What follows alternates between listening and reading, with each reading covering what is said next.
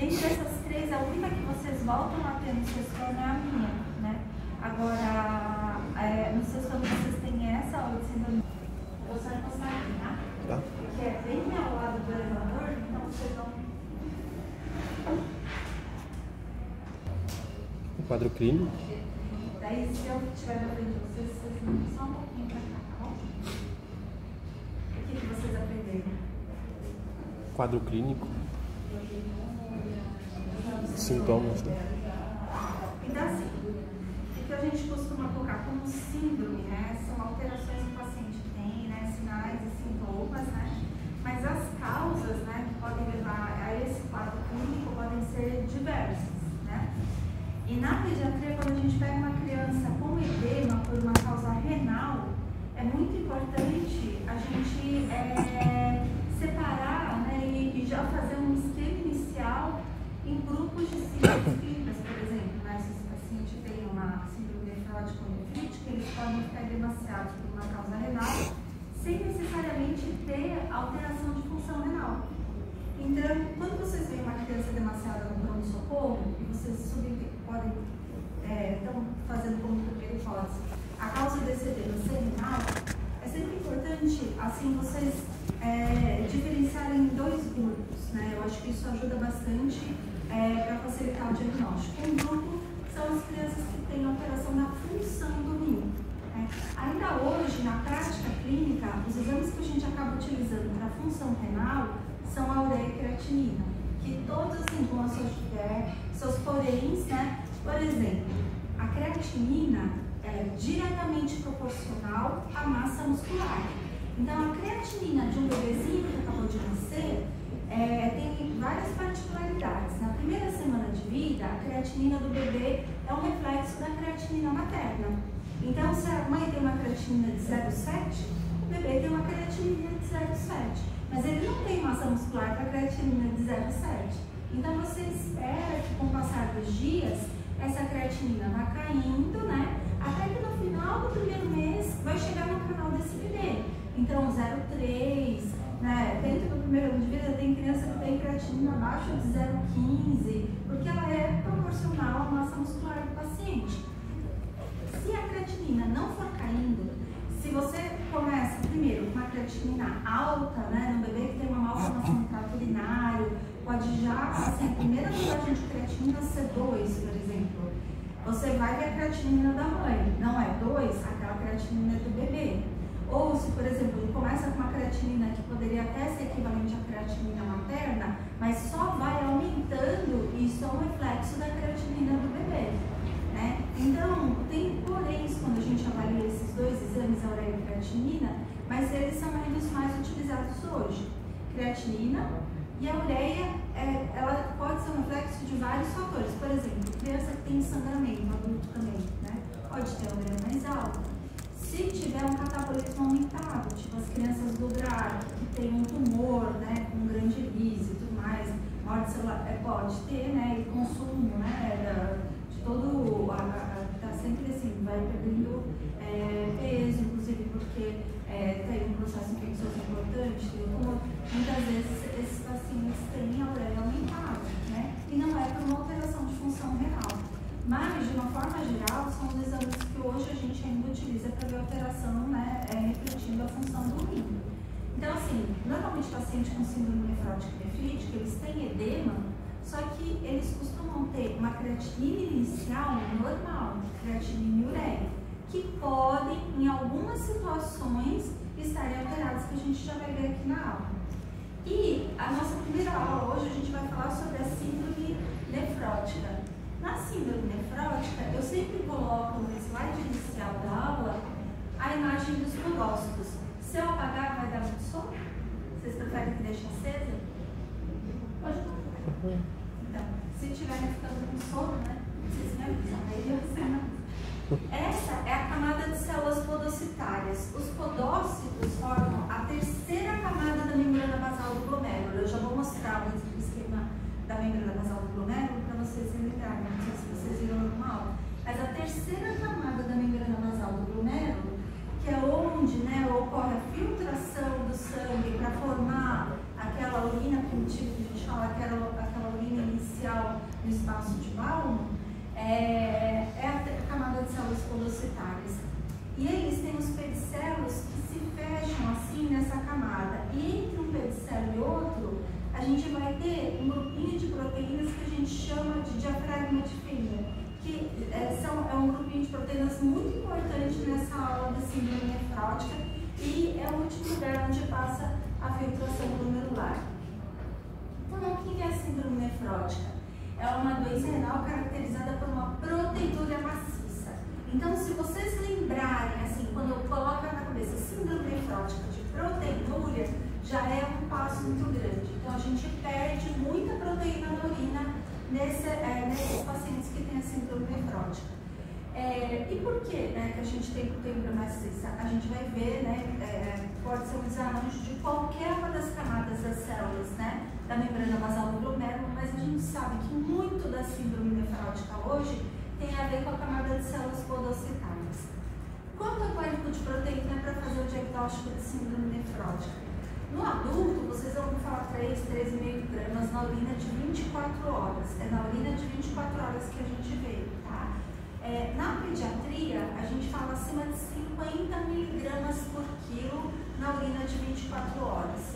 Tem alguns lugares que não calculam pelo peso, calculam por metro quadrado de superfície corpórea. Existe uma fórmula, né, que a gente calcula a superfície corpórea, que é peso vezes 4 mais 7, dividido pelo peso mais 90, então ela tem a ver com o peso. E quando você calcular pela superfície corpórea, é 40 miligramas por metro quadrado por hora. Então, essa é a definição da proteinúria nefrótica, mas é uma síndrome clínica, não é só a proteinúria que vai definir. Além da proteinúria, a gente vai ter uma queda da albumina sérica, menor ou igual a 2,5 gramas. Qual é o valor normal da albumina? É de 3,5 a 4,5. Se ela tiver, eu vou apagar quando eu for ler as fotos. Se ela tiver abaixo de 2,5, vai ajudar a fazer o diagnóstico de síndrome nefrótica. É mais um dos fatores que me ajudam no diagnóstico. Segundo o último Cadilho, ele colocava menor ou igual a 3, tá? Então, assim, em alguns lugares pode considerar 3, aqui a gente considera 2,5, tá? Além disso, segundo o ISKDC, a gente vai ter edema, que eu já tinha falado para vocês, hipercolesterolemia e lipidúria. O aumento do colesterol, a gente vai sempre investigar nos exames, a gente costuma pedir, tá? Inclusive, quando eles estão descompensados, esse colesterol é mais alto. E lipidúria a gente não costuma ver, né? Não costuma pedir para eles verem. Como que a gente veria a lipidúria, né? Pode ser vistos corpos birefringentes na urina, mas normalmente a lipidúria a gente não pede, né? A incidência de 2 a 6 novos casos para cada 100 mil habitantes, aí você fala assim, nossa, não é tão frequente. Mas, tipo, aqui na enfermaria, na semana passada, é que a gente deu 5 altas entre sexta e domingo. Dessas 5 altas, 4, eu acho que foram 5, foram pacientes com síndrome nefrótica. É que uma já era renal crônica que estava dialisando, mas todos tinham síndrome nefrótica. Obrigada. Então, aqui é um lugar que a gente vai ver muita síndrome nefrótica, porque é um hospital de referência que tem um ambulatório só de síndrome nefrótica aqui às quartas-feiras. Quarta tarde é que vocês não passam nesse ambulatório, mas é o ambulatório da nefropediatria que tem muita glomerulopatia e a maior parte desses glomerulopatas tem síndrome nefrótica. E a prevalência é próxima de 16 casos para cada 100 mil habitantes. Ela é 2 vezes mais frequente no sexo masculino nos primeiros anos de vida. Isso é uma coisa que vocês vão ler, mas que tem a ver mais com um grupinho dos pacientes com síndrome nefrótica que são os com lesão mínima. Eu já vou falar o que é lesão mínima. O restante não. Tá? Na infância, de 80% a 90% é primária ou idiopática. Então, como a gente costuma assim separar entre todos os pacientes pediátricos com síndrome nefrótica, a maior parte deles tem uma síndrome nefrótica primária ou idiopática, onde existe um fator circulante, que eu não sei qual é. Teve época que falavam que era o SUPAR, aí atualmente está na moda, né, o anticorpo antinefrina. Eu já vou mostrar onde fica a nefrina lá na membrana basal do glomérulo. Mas assim, hoje se fala muito como ele sendo um fator circulante.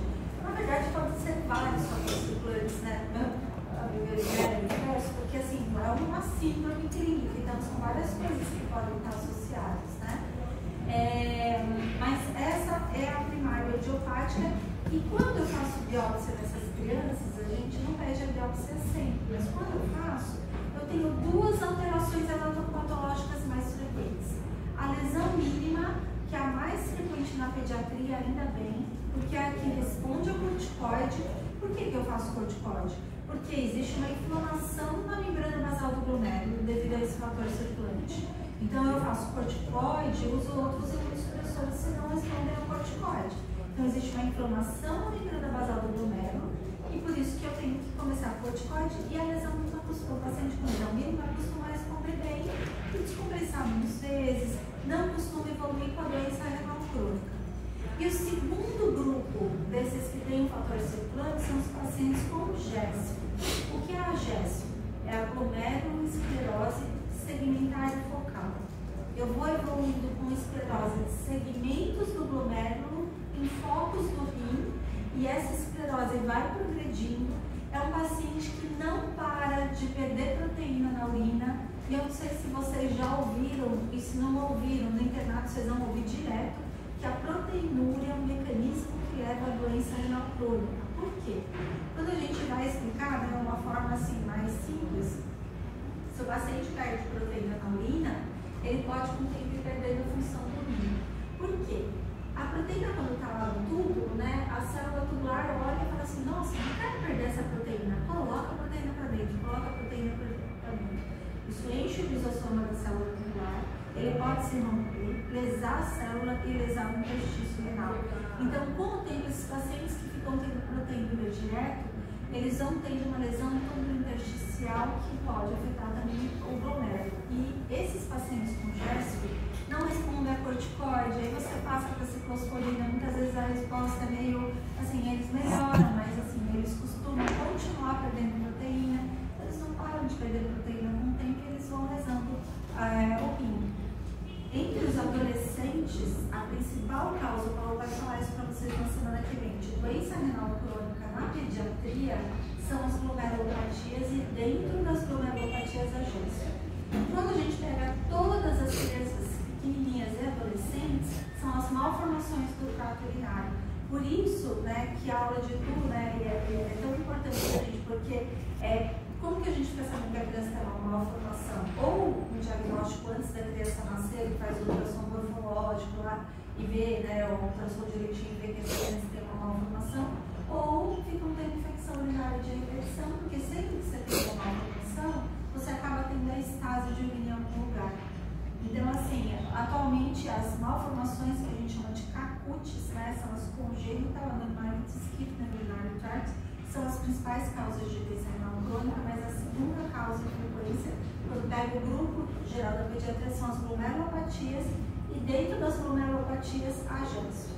Agora, se pegar só os adolescentes, as glomerulopatias é que assumem o lugar de destaque, antes até das malformações. Existe, né, uma coisa só para vocês não confundirem, essa GESP aqui é a GESP primária associada à síndrome nefrótica. Mas a GESP é uma lesão histopatológica que pode estar associada, por exemplo, com pacientes com HIV, eles podem ter a GESP lá quando você faz uma biópsia, ou pacientes com lúpus, tem uma classificação lá do lúpus, das alterações glomerulares que eles podem ter, que tem a GESP. Então, ela pode ser uma alteração anatomopatológica que cursa também em outras doenças, mas aí não é essa primária idiopática, tá? O outro grupo que a gente vai ter são das síndromes nefróticas secundárias. Secundárias é o quê? Né? E aí entram, né, as doenças infecciosas, né? Eu falei até do grupo, acho que estava na semana passada. Dentro das doenças infecciosas a gente vai ter a sífilis, né, como sendo uma das principais causas, levando, né, a síndrome nefrótica. Atualmente a gente tem que ficar ligada. Antes a gente pensava na sífilis mais levando a síndrome nefrótica do bebezinho, a síndrome nefrótica congênita, mas agora tem que ficar atento a isso. A gente já teve, no último ano, 2 diagnósticos de sífilis, levando a pacientes adolescentes a terem a síndrome nefrótica. Além disso, a gente pode ter esquistossomose, né, pacientes que vêm de esquistossomose podem ter síndrome nefrótica. Se que o paciente chega no pronto-socorro, a gente faz sorologia de uma forma geral. Então, hepatite, né, citronela, a gente faz uma triada para ver se tem alguma infecção que pode estar levando a síndrome nefrótica. Porque aí o tratamento é o tratamento da infecção. Um outro grupinho lá que está nas síndromes nefróticas secundárias são das doenças reumatológicas. Então, por exemplo, o paciente que tem lúpus pode ter um quadro de síndrome nefrótica.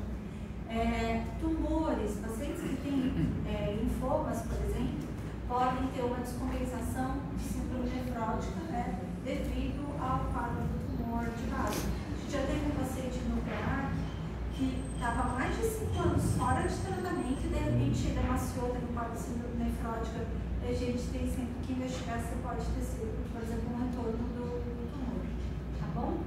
E um terceiro grupo, né, dos pacientes com síndrome nefrótica, que atualmente está cada vez mais aumentando em frequência, né, porque a gente está diagnosticando mais, são as síndromes nefróticas por fatores genéticos, por mutações. Quando o paciente, aqui, quando a gente fala a idade mais frequente do paciente começar com quadro de síndrome nefrótica, é entre 2 e 7 anos de idade. E o pico mesmo é com 3, 4 anos de idade de ter a primeira manifestação da síndrome nefrótica. Quem tirou a história do Arthur na semana passada, do grupinho que estava aqui, ele teve alta no domingo, é um paciente nefrótico que é uma gracinha. Então, ele teve a primeira descompensação dele com 3 anos de idade, né? É o mais comum, né, para ser a síndrome nefrótica habitual, né, que é lesão mínima, que costuma evoluir bem, né? Então, esse é o grupinho mais, a idade mais frequente de descompensação. Mas tem um grupinho que pode descompensar nos primeiros 3 meses de vida. E esse grupo a gente acaba chamando de síndrome nefrótica congênita. Pode ser lesão mínima e gesto, que é o que é mais frequente nessa idade aqui. Pode, mas não é o mais frequente. O mais frequente nos bebês são as mutações e as infecções congênitas. Dentro da infecção congênita a gente vai ter a sífilis, né, uma das mais importantes.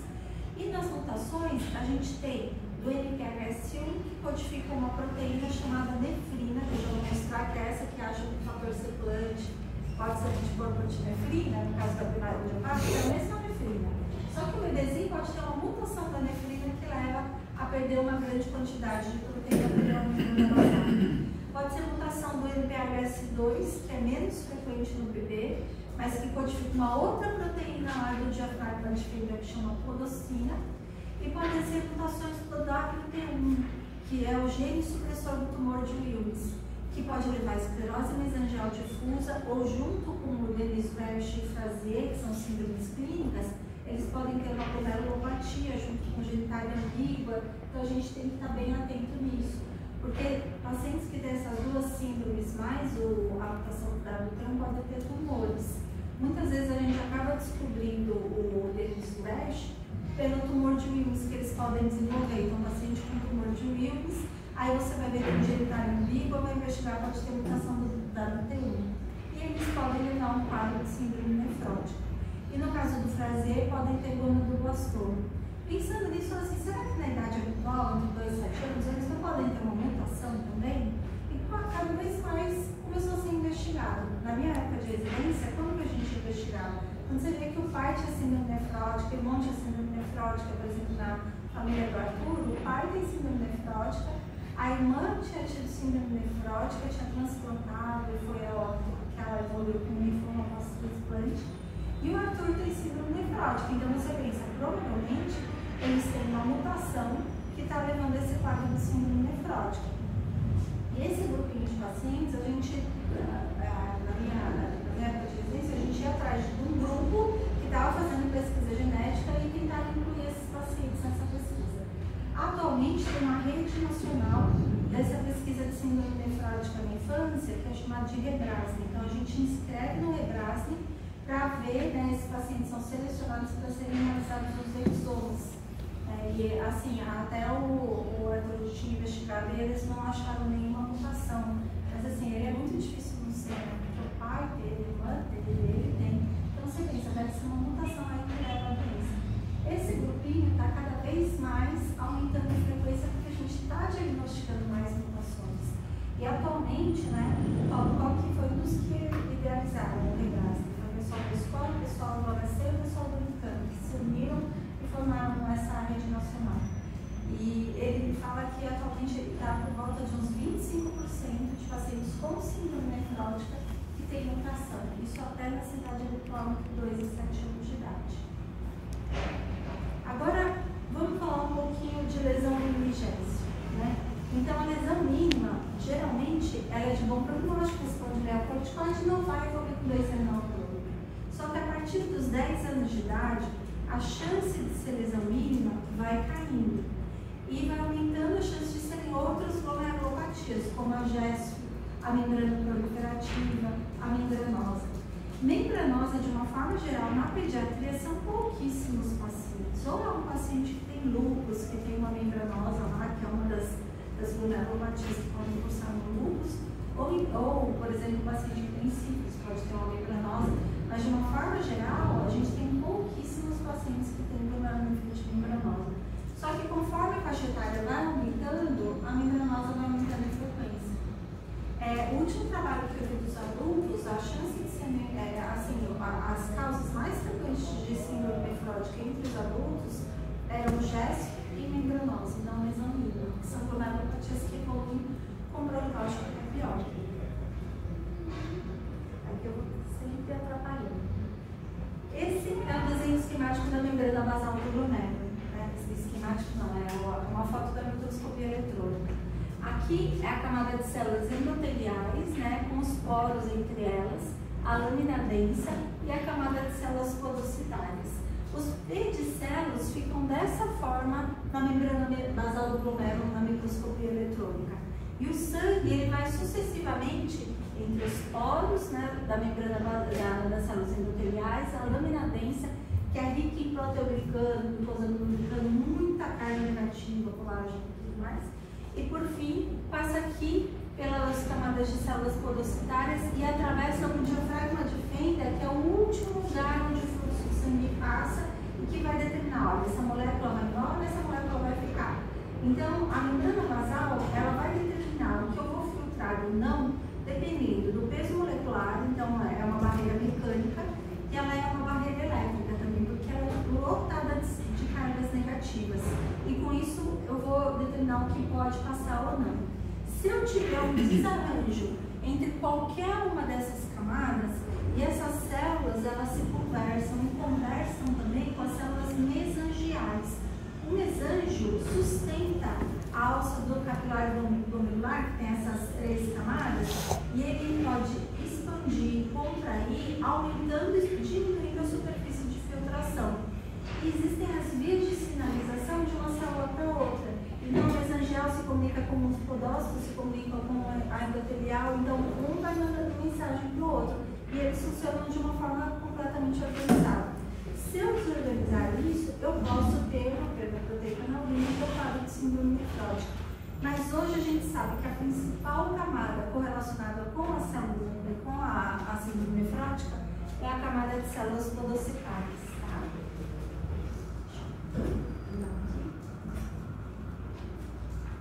Esse é um desenho esquemático do glomérulo. Então aqui a camada de células são as células mesangiais, né? E aqui as alças do capilar glomerular, com a camada de células endoteliais, com os poros. Essa em vinho é a lâmina densa e a azulzinha é a camada de células podocitárias. Essas 3 que formam a membrana basal do glomérulo. O podócito é uma célula extremamente especializada. Ele tem um citoesqueleto, né? E ele acaba também se contraindo, se expandindo, né? E se movimentando, e ele vai alterando, né, a filtração com isso. Eles só são as células epiteliais viscerais do glomérulo. Existem as células epiteliais parietais, que são essas amarelinhas aqui que formam a cápsula de Bowman. Só que essas células parietais, eu não vou falar muito nessa aula de síndrome nefrótica. Quando eu falar de síndrome nefrítica, vai ter um diagnóstico diferencial aí com a rapidamente progressiva, onde essas células elas se alteram, tá? Aqui é um desenho, né, da membrana basal. Então aqui está o fluxo de sangue, camada de células endoteliais, lâmina densa e a camada de células podocitárias. Os podócitos se ligam à lâmina densa através de proteínas transmembrana. Para vocês terem uma ideia, por exemplo, no paciente com lesão mínima, tem um grupinho de proteínas transmembrana que é chamado de distroglicanos. Eles viram que quando os distroglicanos estão lá, quando o paciente está descompensado, o distroglicano está mais baixo. Então, são vários fatores que podem ser encontrados, né, relacionados com o paciente com síndrome nefrótica. Entre um podócito e outro, a gente vai ter então o diafragma de Fendra. Esse é o diafragma de Fendra. Então, a gente tem a nefrina, que é codificada pelo NPHS1, que pode ter uma mutação e no bebezinho levar síndrome nefrótica congênita, que a gente chama síndrome nefrótica finlandesa. E a gente pode ter, por exemplo, um anticorpo antinefrina, que pode ser um fator circulante da síndrome nefrótica em idade habitual, por exemplo, né? Uma outra proteína é a podocina. A podocina é codificada pelo NPHS2 e ela pode também estar, a gente pode ter uma mutação no NPHS2 e com isso alterar a podocina, que pode levar a uma síndrome nefrótica, mas essa é mais comum na idade habitual. Nós tivemos duas irmãs que moravam em Minas que tinham a mutação do NPHS2 e a alteração da podocina. Como a gente, aquilo que eu falei, antes a gente via, eram famílias, né, que tinham síndrome nefrótica, essas duas foram investigadas porque as duas irmãs tinham e elas vieram com uma mutação do NPHS2. Qual é a importância de eu saber se tem mutação ou não? Como eu trato o paciente com síndrome nefrótica? Com corticoide, né? Sempre lembrar de, independente da imunossupressão, fazer o verbífugo antes, pelo risco da estrongiloidíase sistêmica. Isso não só em paciente nefrótico, mas qualquer paciente imunossuprimido, antes você começa com o verbífugo, não precisa poder parasitológico, a gente já faz. E a gente vai seguindo as imunossupressões dependendo da resposta do paciente. Só que tem um porém. O que mata o paciente com síndrome nefrótica é processo infeccioso. Não é a doença renal, né? Na maioria das vezes não é a doença. O que vai matar são os processos infecciosos. Não sei se vocês lembram da história do Arthur. O Arthur internou demasiado, né? Ele tem 4 aninhos, né? Mas ele é uma figura, né? Eu falei que, eu não sei se vocês conhecem aquele desenho A Família do Futuro, que o menininho tem aquele cabelo de loirinho, assim, não parece. Ele só não é loirinho, mas ele assim, ele tinha o cabelo assim, e o rostinho quadradinho. Então, a história dele foi assim, ele demasiou, né? Não tinha um quadro muito importante infeccioso, nada, e estava no plantão, ele internou numa sexta-feira, 2 semanas atrás aqui, e aí até a médica que estava no final de semana me ligou à noite e falou assim, ele não tinha nada de infecção, nada. E assim, o exame estava inocente, PCR inocente, alograma inocente, sem nada de clínica. No sábado não tinha o acesso venoso, né? A gente não gosta de ficar passando por catéter nefrótico, porque eles trombosam, mas infelizmente ele não tinha acesso, tiveram que passar um catéter central para fazer a albumina, porque estava muito inchado. Quando foi no domingo de manhã, do nada, ele teve um pico febril, fez uma hipotensão super importante aqui na enfermaria, tiveram que explodir, explodiram com albumina, colheram todos os exames, né? E uma dor abdominal super importante porque ele fez uma peritonite espontânea. Então, assim, nefróticos tem que ficar muito de olho, porque eles são imunossuprimidos e eles morrem por infecção. Por quê? Eles costumam perder muito imunoglobulina na urina. A IgG, né, é a que a gente sempre fica de olho. A IgG normal é por volta de uns 600, 500, né, muda de acordo com a faixa etária. Mas a dele eu acho que seria por volta de 500. A IgG dele está de 40 e alguma coisa. Então, assim, a imunidade cai muito e eles têm infecções que levam, muitas vezes, se você não ficar atento, ao óbito. Quando a criança usa corticoide infecta, a gente não pode mexer no corticoide. O corticoide tem que ser tudo devagar. Se você for retirar, tem que ser retirado aos pouquinhos, mas quando a criança infecta, você fica estático, você não mexe naquele corticoide. Às vezes, por uma alteração da abdominal, você tem até que dar um pouquinho a mais. Agora, se o nefrótico estiver usando ciclosporina, ciclofosfamida, micofenolato, você tem que tirar da prescrição para você poder tratar melhor essa infecção. É diferente do transplantado, que usa, né, o imunossupressor. Então, você pensa aqui muitas vezes antes de você retirar, porque você pode, né, começar a rejeitar o órgão. Ele não, o nefrótico não tem isso. Então, Se infectou, você tem que tirar a imunossupressão. Agora, isso é quando tem um processo inflamatório. E se há uma mutação? Eu preciso ficar dando tanto imunossupressor para esse paciente? Ele vai responder? Não, eu não tenho uma inflamação lá. Então, saber se a mutação ou não ajuda a gente, na hora de tomar uma conduta em relação à imunossupressão que você vai fazer, você talvez pegue mais leve, né? Você fala, não vai provavelmente responder. Você não fica tentando tanto, né? Agora, se ele evolui com a doença renal crônica, tem uma coisa muito boa nesses que tem mutação. Quando eles se transplantam, tem fator circulante, pode recidivar um pós-transplante em até 40% dos pacientes.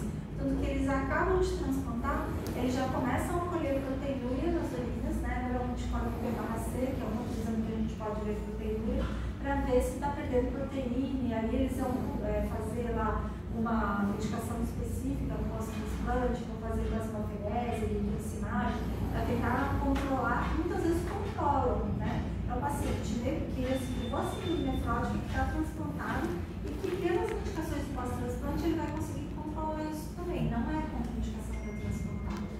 Mas e se for uma mutação? Normalmente eles não recidivam no pós-transplante, porque você está dando um rim sem a mutação. Então isso é bom também como fator prognóstico. No caso da lesão renal mínima, tem uma meio que alteração estrutural, assim, da... Então, porque eu vou mostrar o slide, né? Por que a gente chama de lesão mínima? Porque no glomérulo, né, na microscopia óptica, você não vê praticamente nada. Você pode ver só uma proliferação de célula mesangial, mas você não vê nada. Então, por isso, eles chamam lesão mínima. A alteração da imunofluorescência não tem, nem na gesto, nem na lesão mínima, a não ser que seja uma gesto secundária, lá no lúpus, aí pode ter. Mas assim, normalmente você não vai ter. E na microscopia eletrônica é que na lesão mínima você vê a fusão das células podocitárias. Tem uma fusão dos podócitos. E assim, pensando nessa alteração estrutural, o corticoide ele reverte essa... Então, você diminui aquele processo inflamatório, você diminui, né, essa alteração do glomérulo de uma forma geral. Um que tem uma ação específica na célula é a ciclosporina. A ciclosporina, além de ela agir como um imunossupressor, ela estabiliza a célula podocitária. A gente fala que ela estabiliza o citoesqueleto do podócito. Então, ela tem um efeito a mais, tanto que quando não responde a corticoide, né, a gente, em paciente córtico resistente, a primeira indicação hoje é já passar para a ciclosporina. E normalmente você usa ciclosporina, os pacientes ficam bem assim, pode utilizar por anos. O último cadinho falou que você pode, não precisa usar só um ano, né? Tinha gente que usava um ano parado, tem gente que usa 2 anos e parado, você pode usar mais tempo, né? Só ficando de olho na alteração de função renal, porque a principal alteração da ciclosporina, a gente viu a Melissa semana passada também, né? Vocês lembram que eu falei que ela usou ciclosporina e piorou a creatinina? Então ela é nefrotóxica, tem que ficar controlando. Mas de uma forma geral ela é... E no caso da lesão mínima também pode ter essa recidiva, que você comentou. Pode ter, só que assim, eles costumam ter menos recidiva e você volta com o corticoide e ele responde. Porque eles não usam corticoide direto, eles usam por no máximo 8 semanas a dose máxima e aí você vai tirando. Eu vou falar também do... Então, no quadro clínico, edema, nefrótico é difícil você não notar que a coisa está inchada, assim, você vai notar. E por quê? Porque o mecanismo de formação do edema é qual? Eu perco a proteína na urina. O que vai acontecer com a pressão mucótica dentro do intravascular? Se eu perdi a proteína na urina? Diminui. Vai aumentar ou vai diminuir? Diminui. Vai diminuir? Se eu diminuo a pressão mucótica no intravascular, aquela pressão que me ajuda a prender o líquido dentro do vaso, diminui. Então o líquido extravasa. Então eu vou extravasar o líquido porque, por exemplo, a minha albumina está super baixa, está abaixo de 2. Às vezes a gente já pegou um paciente com albumina de 0,7, quando o normal é de 3,5 a 4,5. Abaixo de 2, a chance de você demaciar, quando você tem albumina sérica abaixo de 2, é razoável. Imagina uma albumina de 0,7. Então, eles mesmo tendo assim, pouco edema, é difícil você não notar, fica com aquele roxinho inchado, né? Às vezes as crianças não conseguem nem abrir o olho. E a pressão arterial normalmente é normal, eles tendem a ter o intravascular normo ou hipovascular. com GESF podem, com o tempo, ir perdendo a função renal. Então, quando a gente tem insuficiência renal, a gente pode diminuir a filtração e, com isso, ter mais líquido no intravascular. Então, com o GESF pode mudar de acordo com o tempo se vai alterando a creatinina. E tem situações que eles, mesmos com a creatinina normal, eles têm um pouquinho de líquido a mais no intravascular, eles são chamados de overfill. Mas, de uma forma geral, o nefrótico, se perguntar em qualquer lugar, para o raciocínio para a vida, na pediatria, eles tendem a ser depletados ou normovolêmicos, por isso eles não são hipertensos. Se o nefrótico for hipertenso ou tiver hematúria, o que não é comum também, se ele tiver hematúria por pouco tempo, por algumas semanas, ele hematúria pequenininha. Se eles forem hipertensos e tiverem hematúria, a gente já encaminha para biopsiar, porque aí alguma coisa está errada. Já vou achar que é uma GESF, que não é uma lesão, alguma coisa está fugindo da regra aí, tá? Então, normalmente eles são normotensos, costumam ter infecções por essa alteração que eu falei, eles perdem hemoglobina. Como que a gente age, né? Quando eles têm muita infecção de infecção, a hora que eles infectam, eles perdem mais proteína na urina. E quando eles perdem mais proteína, eles perdem mais hemoglobina também, então vira um círculo vicioso, né? Então você tem que tratar, às vezes, até mais agressivo para tratar a infecção. Se ele chega lá no pronto-socorro e tem um infiltrado no raio-x, né? Às vezes a base direita é sempre a área que você fala assim, a base direita, infiltrado. Uma criança que não é imunossuprida, às vezes você olha e fala assim, ó, tá parecendo viral, né? Muito pouco infiltrado. Um nefrótico, um falciforme, você vai ver e vou entrar com antibiótico. Daí você já entra com antibiótico, porque você sabe que é um paciente que potencialmente ele tem maior chance de ter um processo infeccioso. Então, essas infecções são em vários lugares. Pode ser infecção do ouvido, garganta, só uma gripe, né? E muitas vezes o que faz descompensar a síndrome nefrótica é um processo infeccioso. O que faz ele demasiar é uma infecção de base. Por isso, quando ele chega no pronto-socorro, a primeira coisa que a gente pergunta é: teve uma gripe recente, né? Tá com alguma infecção, né? Tá tendo febre? Sempre assim, para tentar descartar o processo infeccioso. Que a gente tem que entrar com antibiótico. Às vezes é só viral, mas muitas vezes a gente não é dúvida aí. Se tem diarreia, se tem infecção urinária, pode ser qualquer tipo de infecção. A gente tinha uma criança que sempre descompensava com uma celulite, sem absurdo, era celulite e diarreia. Sempre com celulite e diarreia. O que a gente faz hoje? A gente dosa a hemoglobina desses pacientes. Se é muito baixo, como veio do Arthur, a gente começa a fazer hemoglobina mensal. O SUS não libera hemoglobina no nefrótico, mas quando a gente documenta, né, olha, o IgG dele está assim, ele já entra, né, numa segunda classificação lá que é de paciente imunossuprimido. E por isso ele pode receber hemoglobina e a gente faz essa hemoglobina mensalmente. Eles vêm no leito do dia aqui na escola e recebem hemoglobina. Isso controla muito. A Melissa faz. E o Arthur foi o que começou. Ele não fazia, né? Mas depois dessa. E foi assim, isso assustou, porque de uma hora para outra. Imagina se ele estivesse em casa. De uma hora para outra, porque eles ficam mal, se não trazem colorinho, né? Você perde o paciente. Então, ele também vai começar a fazer, ele já recebeu aqui na internação, e ele também vai entrar nesse sistema de receber hemoglobina mensal. E uma outra coisa que a gente pode fazer é entrar com profilaxia de antibiótico. Aí, normalmente você vê a infecção que esse paciente tem mais, você entra ou com a amoxicilina profilática ou cefalexina. Mas a gente usa menos o antibiótico profilático e mais a infusão de imunoglobulina. Tem um tipo de infecção que foi a que o Arthur teve, que tem que ter muita atenção no nefrótico. São as peritonites espontâneas. É uma infecção, né, do peritônio, que, assim, poucos pacientes fazem peritonite espontânea. Quais fazem? Né? Os hepatopatas, né? E os nefróticos. Renal crônico pode ter uma peritonite secundária ao catéter de diálise peritoneal. Pode ter. Mas no caso de peritonite espontânea, né, que aparece a bacterial primária, tem alguns grupos de pacientes que têm entre esses grupos o nefrótico deles. Como que a gente faz o diagnóstico? O paciente chega no pronto-socorro com muita dor abdominal. Ele teve no dia que ele ficou mal, ele ficou com muita dor abdominal. E aí você tem que rastrear tudo. Porque o que pode dar dor abdominal? Né? O uma pneumonia de base, pode dar dor abdominal, né, com febre, quando você tem uma diarreia, quando você tem uma infecção urinária, pode dar também dor abdominal, abdômen agudo, tipo uma apendicite. Então, a gente sempre descarta, né, nesses pacientes com dor abdominal importante, faz um ultrassom para ver o apêndice, pede para a cirurgia pediátrica avaliar, e se tudo está normal, né, urina, e você sabe que o paciente está infectado, você tem que presumir aí, né, e pensar numa peritonite espontânea. Como a gente faz o diagnóstico? Faz o ultrassom, se tiver uma moderada quantidade de líquido, a gente funciona. Esse líquido vai lá da celularidade, você vê que tem leucócito aumentado, o neutrófilo aumentado, e na cultura, né, muitas vezes já vem a bactéria. Qual é a mais frequente, você sabe? Pneumococco. É o mais frequente. Os pneumáticos, eles têm uma dificuldade de monitorização e eles costumam ter infecções por encapsulados, tá?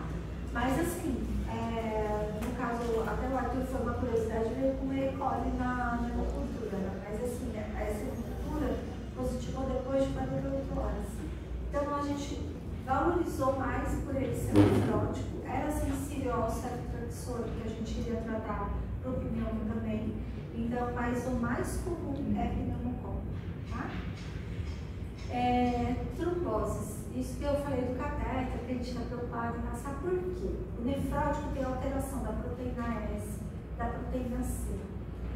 Como é o intravascular dele? Eles têm um aumento da viscosidade sanguínea, eles têm um aumento da hemoglobina e do hematócrito, porque o líquido se extravasa. Então, quando eles chegam no pronto-socorro, qual a hemoglobina que eles chegam? Muitas vezes descompensados, inchadinhos, a hemoglobina de 14, 15. Teve uma paciente aqui no comecinho desse ano, que ela até não estava tão inchada para ter aquela hemoglobina, mas estava com hemoglobina de 20. Absurdo, assim, o risco de trombose é enorme, né? Então, quando o hematócrito está acima de 50 ou 53, a gente tem que fazer a infusão de albumina. Por quê? A hora que você faz a albumina, aquele líquido que estava fora do vaso, ele vai para o intravascular e ele dilui o sangue. Então é bonito de ver assim, né? Ele tem uma hemoglobina de 17, a hora que você faz, né, a infusão, vai para uma hemoglobina de 12, né? Cai, às vezes precisa de 2, 3 infusões de albumina. Essa paciente que estava com 20, recebeu a albumina 4 vezes e foi para 14. Então assim, você tem que fazer para diminuir a chance de trombose. Como que eu vou desconfiar de trombose? É um nefrótico que chega demasiado. Aí você vê que está com um membro, mas é demasiado que o outro, está meio cansado, está estranho, pede um dobro, ele pode ter uma trombose lá. Ou então, muita cefaleia no nefrótico, você tem que ficar alerta. Será que pode ser uma trombose no sistema nervoso central? Então a gente pede para o neuro avaliar, faz um exame de imagem, sempre assim, é conduta, né, quando o paciente chega assim no pronto-socorro. Ou o paciente está lá no ambulatório, sendo atendido, a gente tem um paciente assim, você vê que ele está taquipneico, fala assim, será que ele está com infecção atípica, né? Porque não teve febre, né? De repente uma pneumonia atípica, faz oximetria, está baixo, falou, tem alguma coisa aqui. Quando essa criança foi encaminhada para o pronto-socorro, ele estava fazendo um TEC, estava fazendo um tromboembolismo pulmonar. Então, porque foi visto um volume super grande de embolismo. Então, assim, tem que tomar cuidado com isso. O nefrótico costuma fazer essas tromboses. Eles perdem a antitrombina na urina. Então, com isso, eles tendem a trombosar. Quando foi o Arthur, que a gente teve que passar o catéter central do antibiótico, a gente deixou com sangue profilático, né, para evitar que ele trombosasse. Eles podem trombosar. Alteração de eletrólitos. Eu acho que eu falei para o grupo então, qual é o eletrólito que mais se altera no nefrótico? Vocês lembram? É o cálcio. Então eles costumam ter hipocalcemias, às vezes sintomáticas, porque eles perdem a albumina e eles podem fazer hipocalcemia. O sódio pode alterar? Pode alterar. A gente sempre pede sódio, mas o que mais se altera é o cálcio. A gente tem que ficar atento, porque às vezes quando eles descompensam, a gente já entra no policalciferol e em posição de cálcio. De rotina. Final kit, eles vão chegar no pronto-socorro com policalciferol, cálcio. Aí, para diminuir o edema, o que a gente usa, né, pelo risco de trombose, é um diurético, mas um diurético menos potente que a furosemida. A gente usa microcortiazida.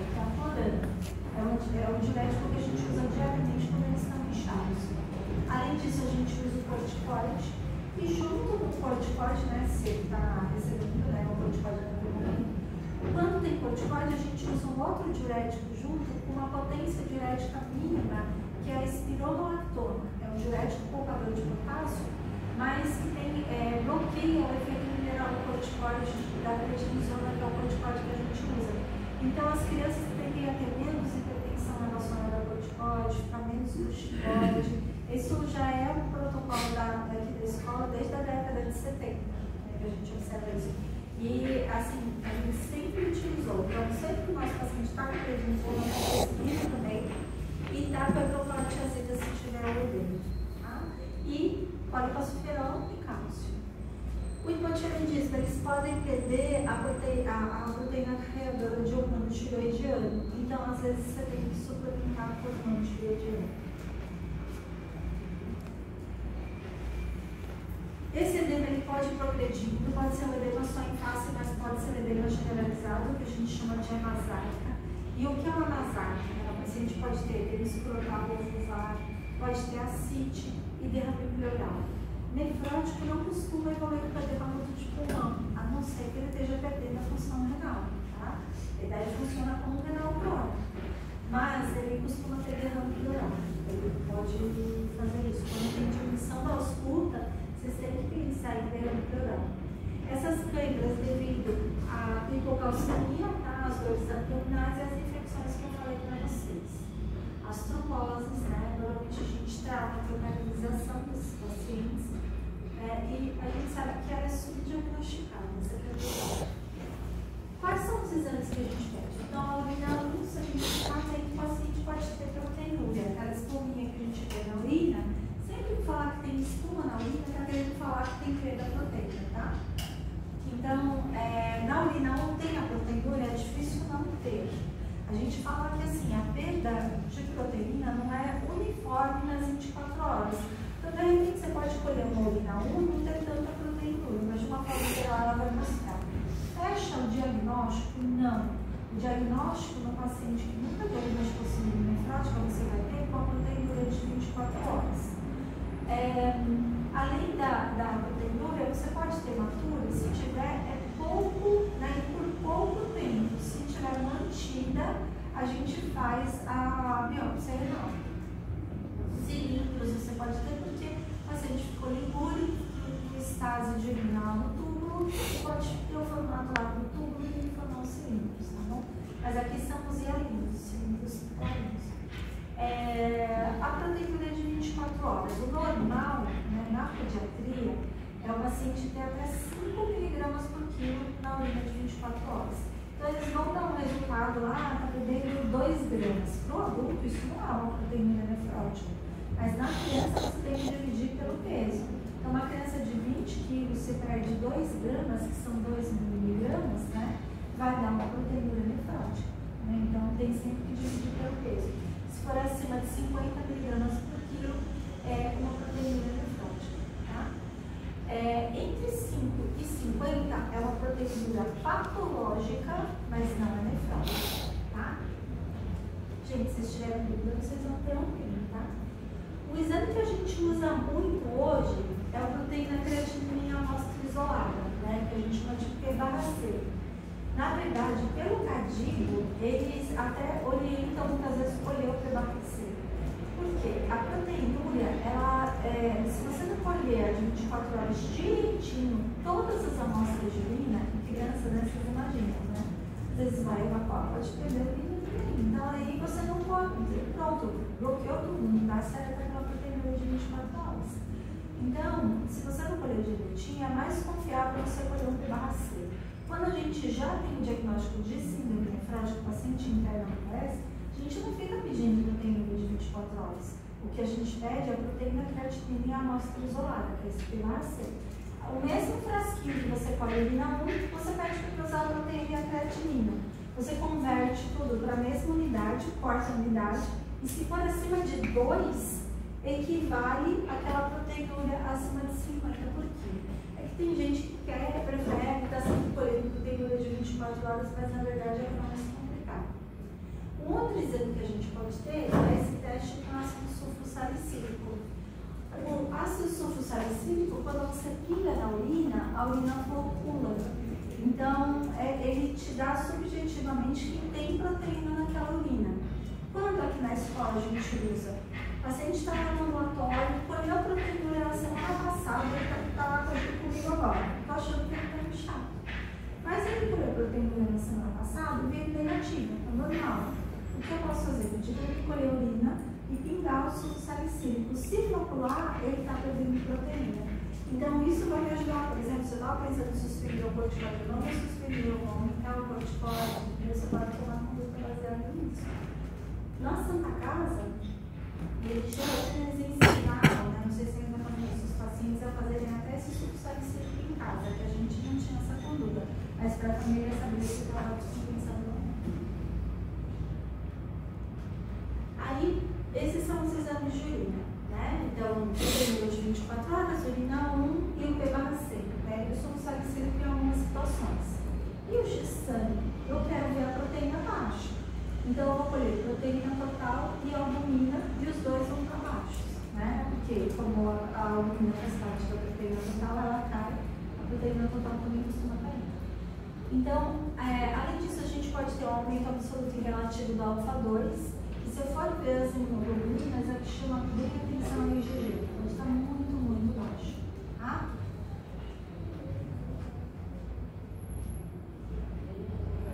Sempre que o paciente está demasiado ureia e creatinina, porque às vezes a gente se surpreende. Né? Na época depende muito dos exames, né?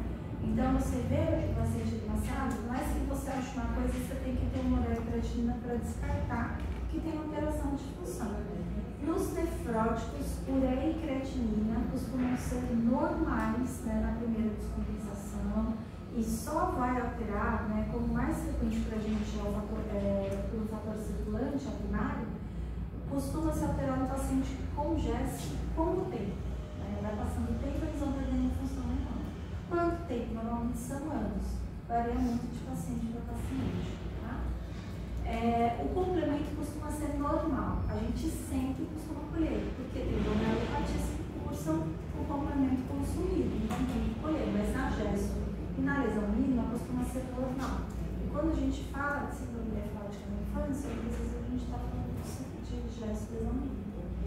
O colesterol total e fração de triglicéridos costumam estar altos. Alguém sabe por quê? Por que eles têm o colesterol alto?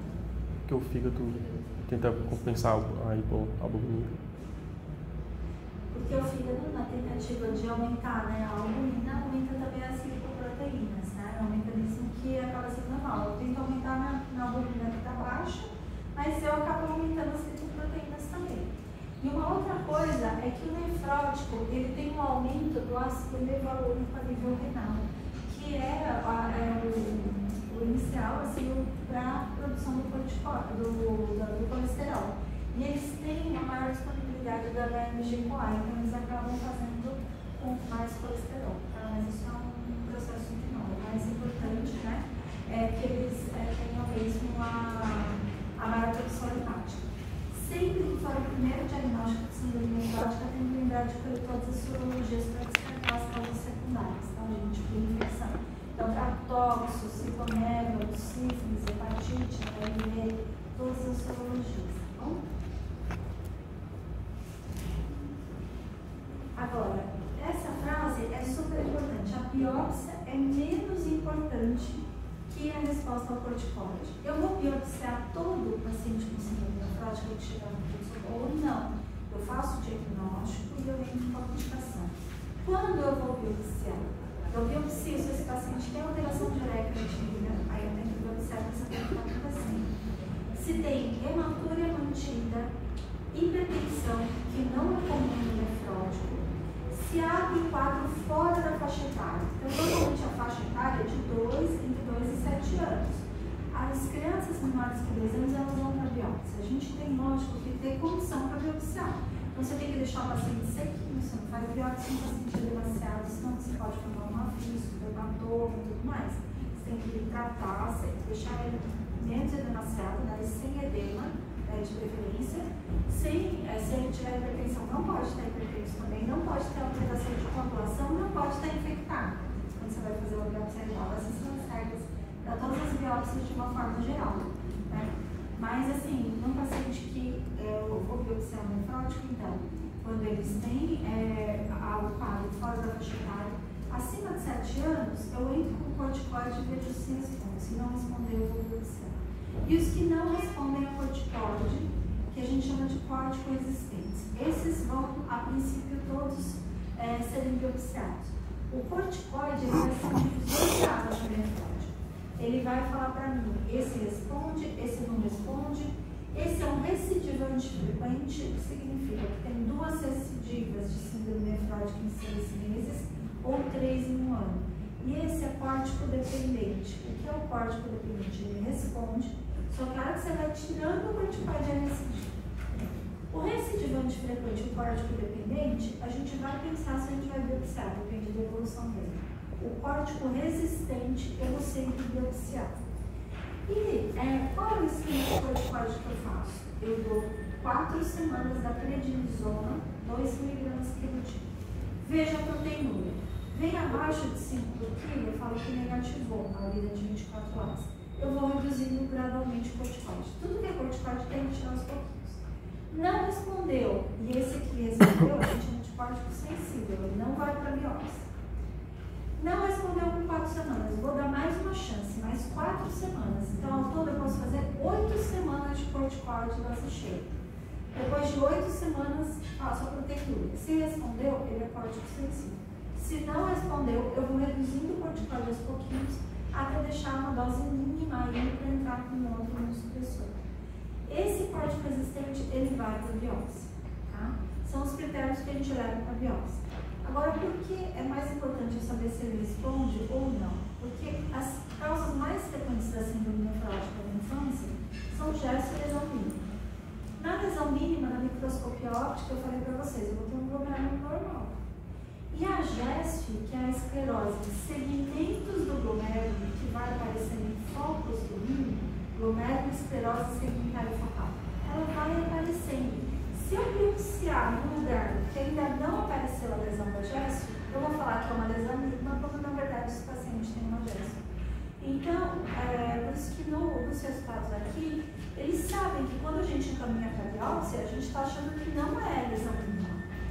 Que provavelmente é uma GESF que não está indo bem ou é alguma outra causa. Mas não, se eles não têm naquele fragmento que eu encaminhei a lesão da GESF, eles colocam um complexo, lesão mínima barra GESF não amostrada. Vocês vão ver isso direto. Por quê? Porque naquela amostra eles não podem falar que é GESF, apesar deles saberem que a gente está achando que é uma GESF. Tá? Então, assim, é mais importante a resposta ao corticoide, que se responder a uma se não responde, vai falar provavelmente é uma GESF. Em relação ao anato patológico, por isso que a gente não biopsia de cara. Pode falar. Professora, mas se o quadro estiver associado, por exemplo, com uma infecção, eu não posso entrar com corticoide nesse caso, né? Aí como é que eu... Se está com infecção no começo, logo que o paciente chega, a gente vai entrando com o vermífugo, dá o antibiótico. Se for uma infecção importante, como a que o Arthur teve, né, que ele ficou cético, essa você espera tratar a infecção toda antes de entrar com corticoide. Normalmente, com o tratamento da infecção, eles perdem menos proteína na urina, já dá uma estabilizada.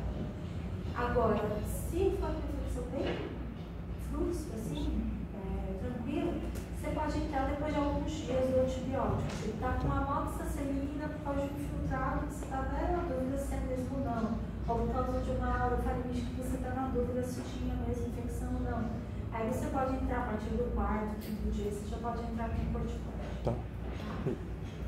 No caso do Arthur, a gente nem voltou com corticoide de dose plena. Ele estava com corticoide de dose reduzida e a gente deixou essa dose reduzida para depois ambulatorialmente voltar com a dose maior. No caso aqui do paciente com a síndrome nefrótica, né? Aqui é um glomérulo normal, esse é um paciente com lesão mínima. A imunofluorescência vem negativa, tá? E aqui é a microscopia eletrônica. Essa é uma microscopia eletrônica normal, né, de um paciente que não tem síndrome nefrótica. E essa é a microscopia eletrônica do paciente com lesão mínima. O que a gente vai ver? A camada de células células endoteliais, lâmina densa. E olha como estão os podócitos. Olha como é normal o estado. Olha como está aqui, né? A gente fala de fusão dos podócitos, né? Se você souber dessa efeito, né? Quer dizer, os podócitos eles se fundem. Você fala, mas se eles se juntam mais, né? Porque passa. Porque em uma área eles se fundem, outra área eles se abrem, né? Eles ficam deformados, né? Não é uma situação normal. E conforme eles melhoram, isso melhora. Esse é o paciente com lesão mínima. Qual é o problema? A microscopia eletrônica em cara a gente não faz para todo mundo. A nível de Brasil, a gente sempre falava que o Uberaba era um lugar que eles têm uma parte de anatomia patológica bem forte, eles costumavam fazer para várias pessoas. Atualmente, graças ao Hospital Clínico, há uns 2 anos mais ou menos, a gente está fazendo microscopia eletrônica em vários. Então, a gente está até levantando como é a microscopia eletrônica dos pacientes com gesto, que isso muito no mundo, assim, poucos acabam fazendo, porque realmente é uma. No Brasil, com certeza, né? É muito caro. Agora, e no paciente com gesto, o que a gente espera, né? Que no caso de. Na microscopia óptica, você já vê a esclerose, né, glomerular. Você já tem a esclerose de um segmento do glomérulo. E isso vai aparecendo em focos do rim com o tempo. E o paciente vai perdendo a função renal. Esse é o anatopatológico que você espera. Mas se você observar numa área que essa lesão ainda não apareceu, você vai achar que é uma lesão mínima, quando na verdade é uma gesto. Isso que é mais importante, é a resposta ao tratamento. E qual é o tratamento que a gente faz? Vamos raciocinar. E aqui que é o legal. Você está atendendo um paciente que está demasiado, tem uma proteína absurda, albumina baixa, colesterol aumentado, não tem hematura nem hipertensão, o paciente parece uma síndrome nefrótica, tem na 4 anos de idade e está com uma história de espuma na urina, tudo condizendo com síndrome nefrótica. Dieta hipossódica, eu vou fazer? Vou. Sempre nesses pacientes, né, que estão mais demasiados, você tem que fazer uma dieta com menos sódio para reter menos líquido. E restrição hídrica, eu vou fazer? Não. Normalmente no nefrótico não faço restrição hídrica, porque eles tendem a ter o intravascular decretado. Vocês vão ter nefrótico aqui inchadinho sem restrição hídrica. Os nossos pacientes que têm muita lesão mínima, eles tendem a ter intravascular normal e hipovolemia, isso a gente não faz. Agora, se o paciente está muito edemaciado, principalmente naqueles que já estão com gesto, é uma gesto, né, aí às vezes a gente segura um pouquinho, tá? Mas de uma forma geral a gente não faz. Se tiver algum lugar alguém perguntando, você faz restrição hídrica com nefrótico? Não, a gente não faz. Além disso, a gente repõe, né, a vitamina D e o cálcio, que é o que a gente já falava. Trata precocemente as infecções, né? Mesmo na dúvida se é bacteriana, a gente entra, porque é um paciente com isolamento. Entra com profilaxia se necessário, e imunoglobulina se necessário, monotiroidiano. Se for entrar com supressão, lembrar de já entrar com vermífugo. Normalmente a gente faz chabendazol por 3 dias ou albendazol por 5 dias. Tá? O diurético está demasiado, eu vou usar diurético. Qual que eu vou utilizar? A hidrocortiazida, porque um diurético de alça mais potente pode depletar mais o intravascular e favorecer a trombose. Então, na pediatria, vocês vão ver que o diurético que a gente costuma usar mais é a hidrocortiazida, não é a furosemida diária, não. E a espironolactona, eu vou usar, que é um diurético de baixa potência diurética, que vai reter o sódio, vai reter o potássio e eliminar o sódio, um diurético poupador de potássio. A gente vai usar quando tiver com corticóide. Mas muito cuidado. Se for um paciente que está perdendo função renal, eu não vou ficar usando a espironolactona quando está uma taxa de filtração molecular abaixo de 30, porque pode fazer hipotensivia. Eu falei para vocês que às vezes o paciente com gesto entra uma consulta outra, que eles ficam perdendo proteína. Eu falei, pode não estar com 50 pouquinho, mas está com 20, 30 pouquinho. Se eles estão perdendo proteína, a gente pode usar uma medicação que é o antiproteínico efetivo. Vocês vão ouvir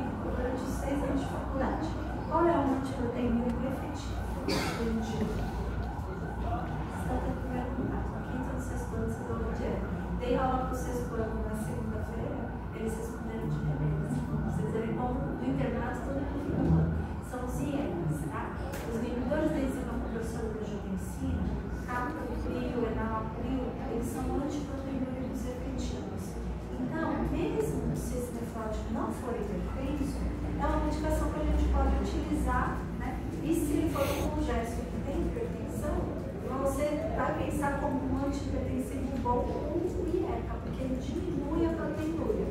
Como? Vocês nunca tinham ouvido falar disso. Eles vasodilatam a arteríola eferente. Se o vaso dilatar a eferente, o que vai acontecer com a pressão de filtração no glomérulo? Aumenta ou diminui? Diminui. E com isso eu diminuo a perda de proteína. Por que eu estou citando isso aqui agora? Porque vai funcionar igual a espirro. A gente pode usar nos nefróticos até uma taxa de filtração glomerular estimada de 30. Abaixo de 30 na nefrotriatrite da escola a gente não usa, porque tem risco desse paciente fazer hipopotassemia, né? Ele diminui o índice de filtração glomerular. Então tem risco de efeitos colaterais importantes que a gente não usa. A gente pode voltar a usar quando estiver abaixo de 15 e ele estiver dialisando. Que a nossa indicação de dialisar pela hemodiatria é uma taxa de filtração glomerular estimada abaixo de 15. Aí a gente já encaminha para o transplante, para a diálise, né? Chega numa expressão que não vai adiantar mais. E aí, se dialisar, você pode até empurrar para ele. Então tem que tomar cuidado em relação a isso. Agora, uma coisa para raciocinar. Eles não têm albumina baixa? Por que eu não faço albumina controlando muito direto? Quando eles descompensam. O que vocês acham? Se eu fizer albumina, vai puxar o líquido intravascular para eles melhorar do edema. Sabe? Melhoram bastante. Né?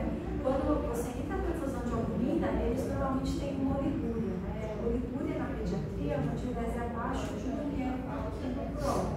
Né? Então, quando eles têm oliguria, porque eles acabam edemaciando, às vezes eles podem fazer até uma pré-renal, né? Porque eles vão perfundindo mal a urina, né? Como até para vocês terem ideia, às vezes eles têm dor abdominal porque tem perfusão de alça, porque eles têm menos líquido dentro do vaso e eles vão perfundindo mal. Então, quando tem uma oliguria importante, é aquela indicação de receber albumina. O que acontece?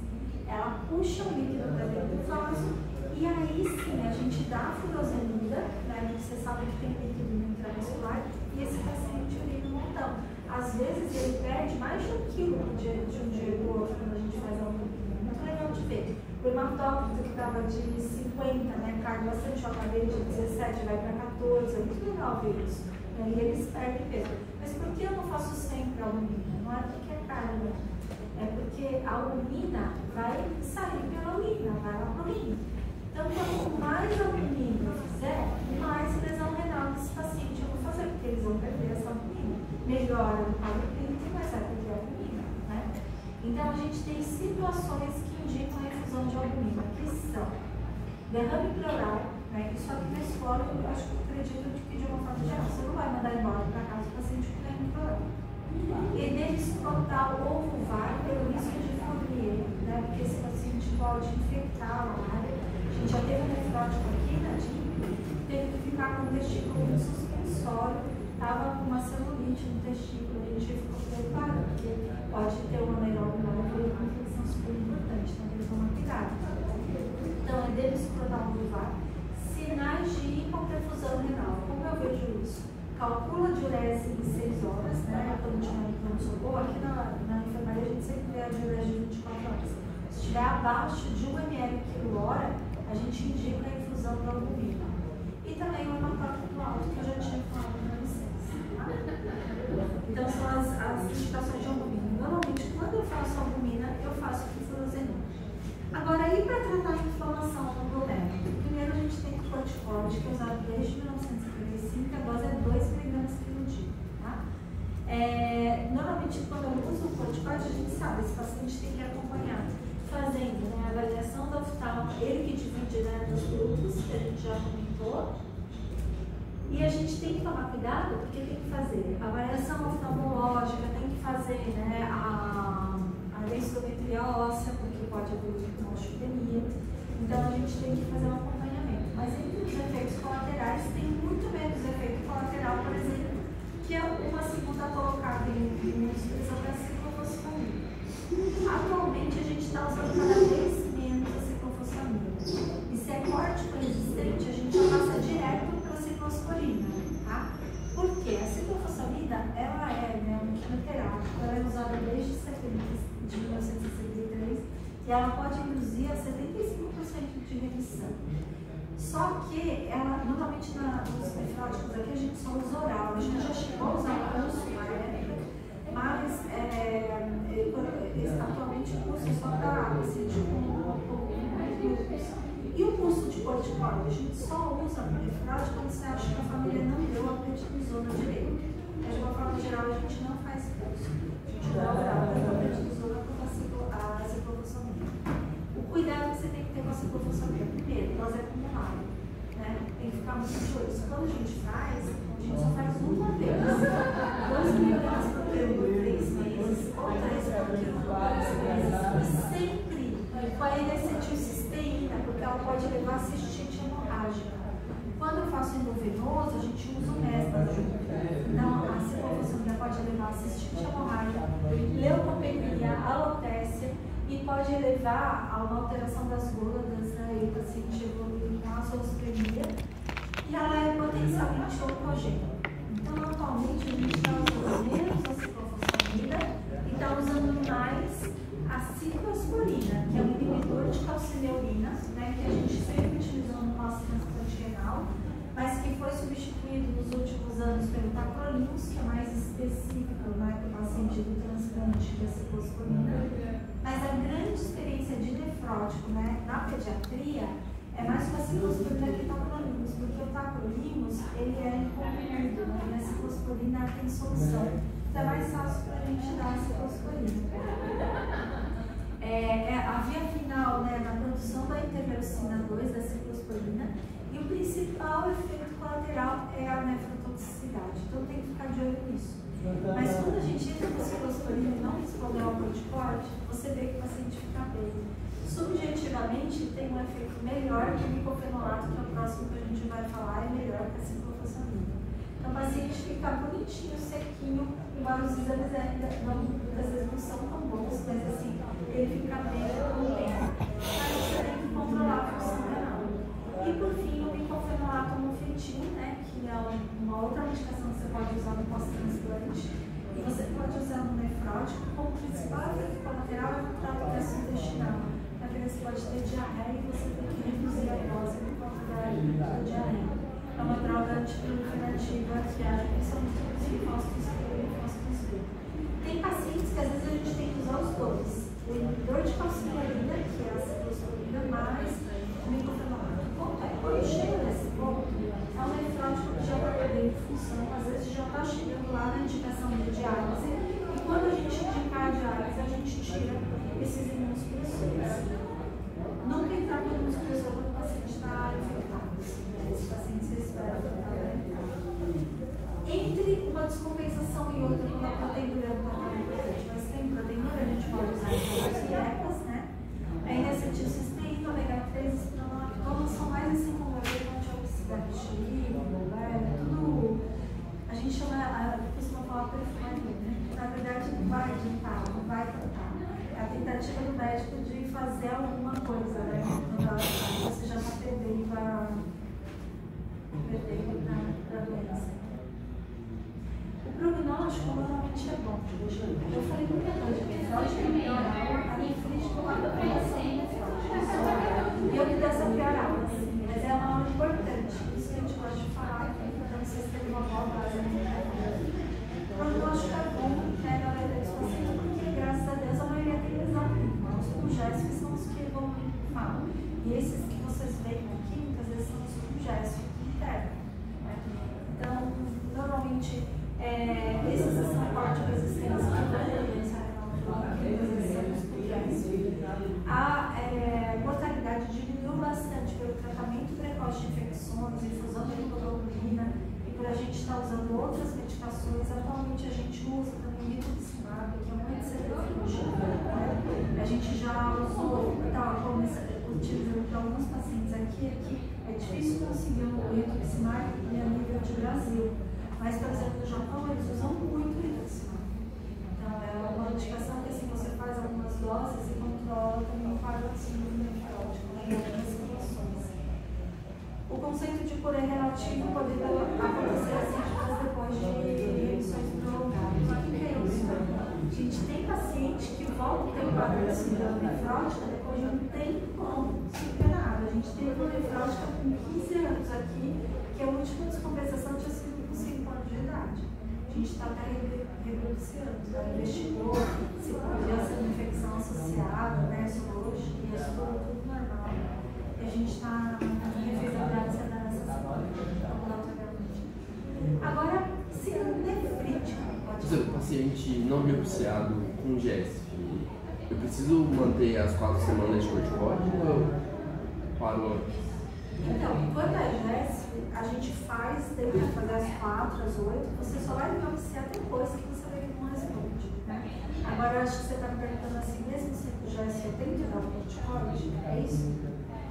Tipo, assim, mesmo depois ele já não respondeu uma vez, você já usou uma outra medicação, volta em algum momento para corticóide, volta, muitas vezes a gente volta em algum momento. Porque o nefrótico, eu não sou do ambulatório, tá, gente? Então, assim, o ambulatório que lida muito mais com esses pacientes.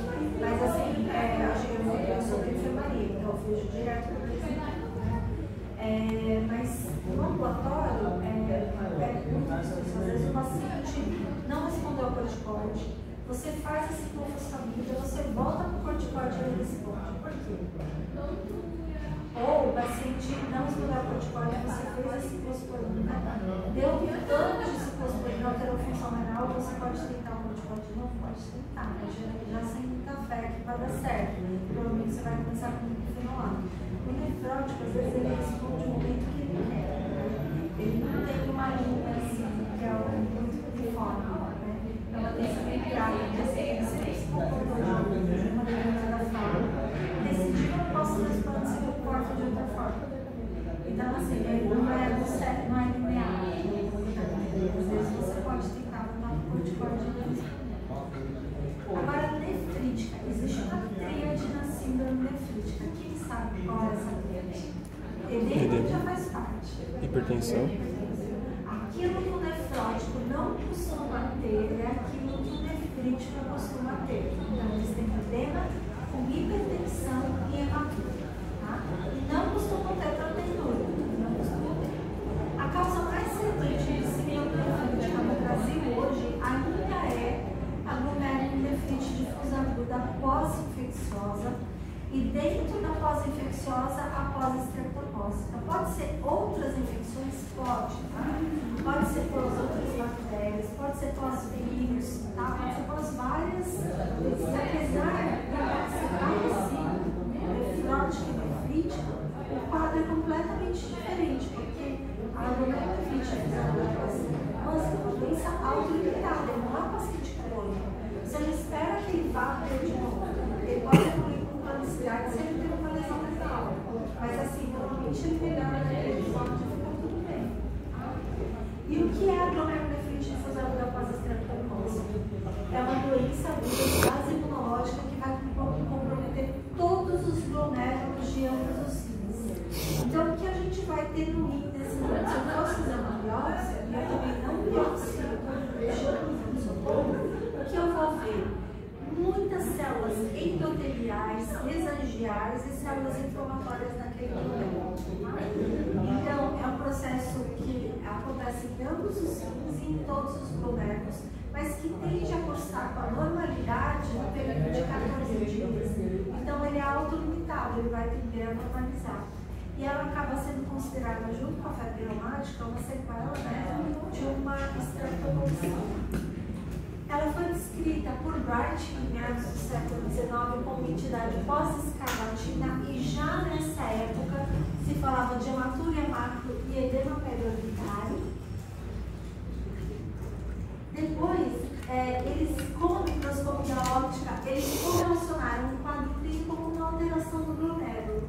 Nos anos 50, eles correlacionaram com episódios de faringite. E nos anos 60, infecção de pele pelo estreptococo, e aí o paciente podia ter, depois de algum tempo, né, o edema, hipertensão e hematura. E eles viram que, assim, quando era pós uma faringite, normalmente respeitava um período de 14 dias e podia ter o quadro clínico da nefrite. E quando era depois de uma infecção de pele, 21 dias depois, ter a nefrite. Então, um fator confundidor aí, né, que quando a gente lê, parece tudo bem separadinho, bem bonitinho, né? Mas quando você está lá com o paciente, né, coisas que tem que estar na sua cabeça. paciente nefrótico, o pico com 3, 4 anos de idade, pode ir com 17 anos.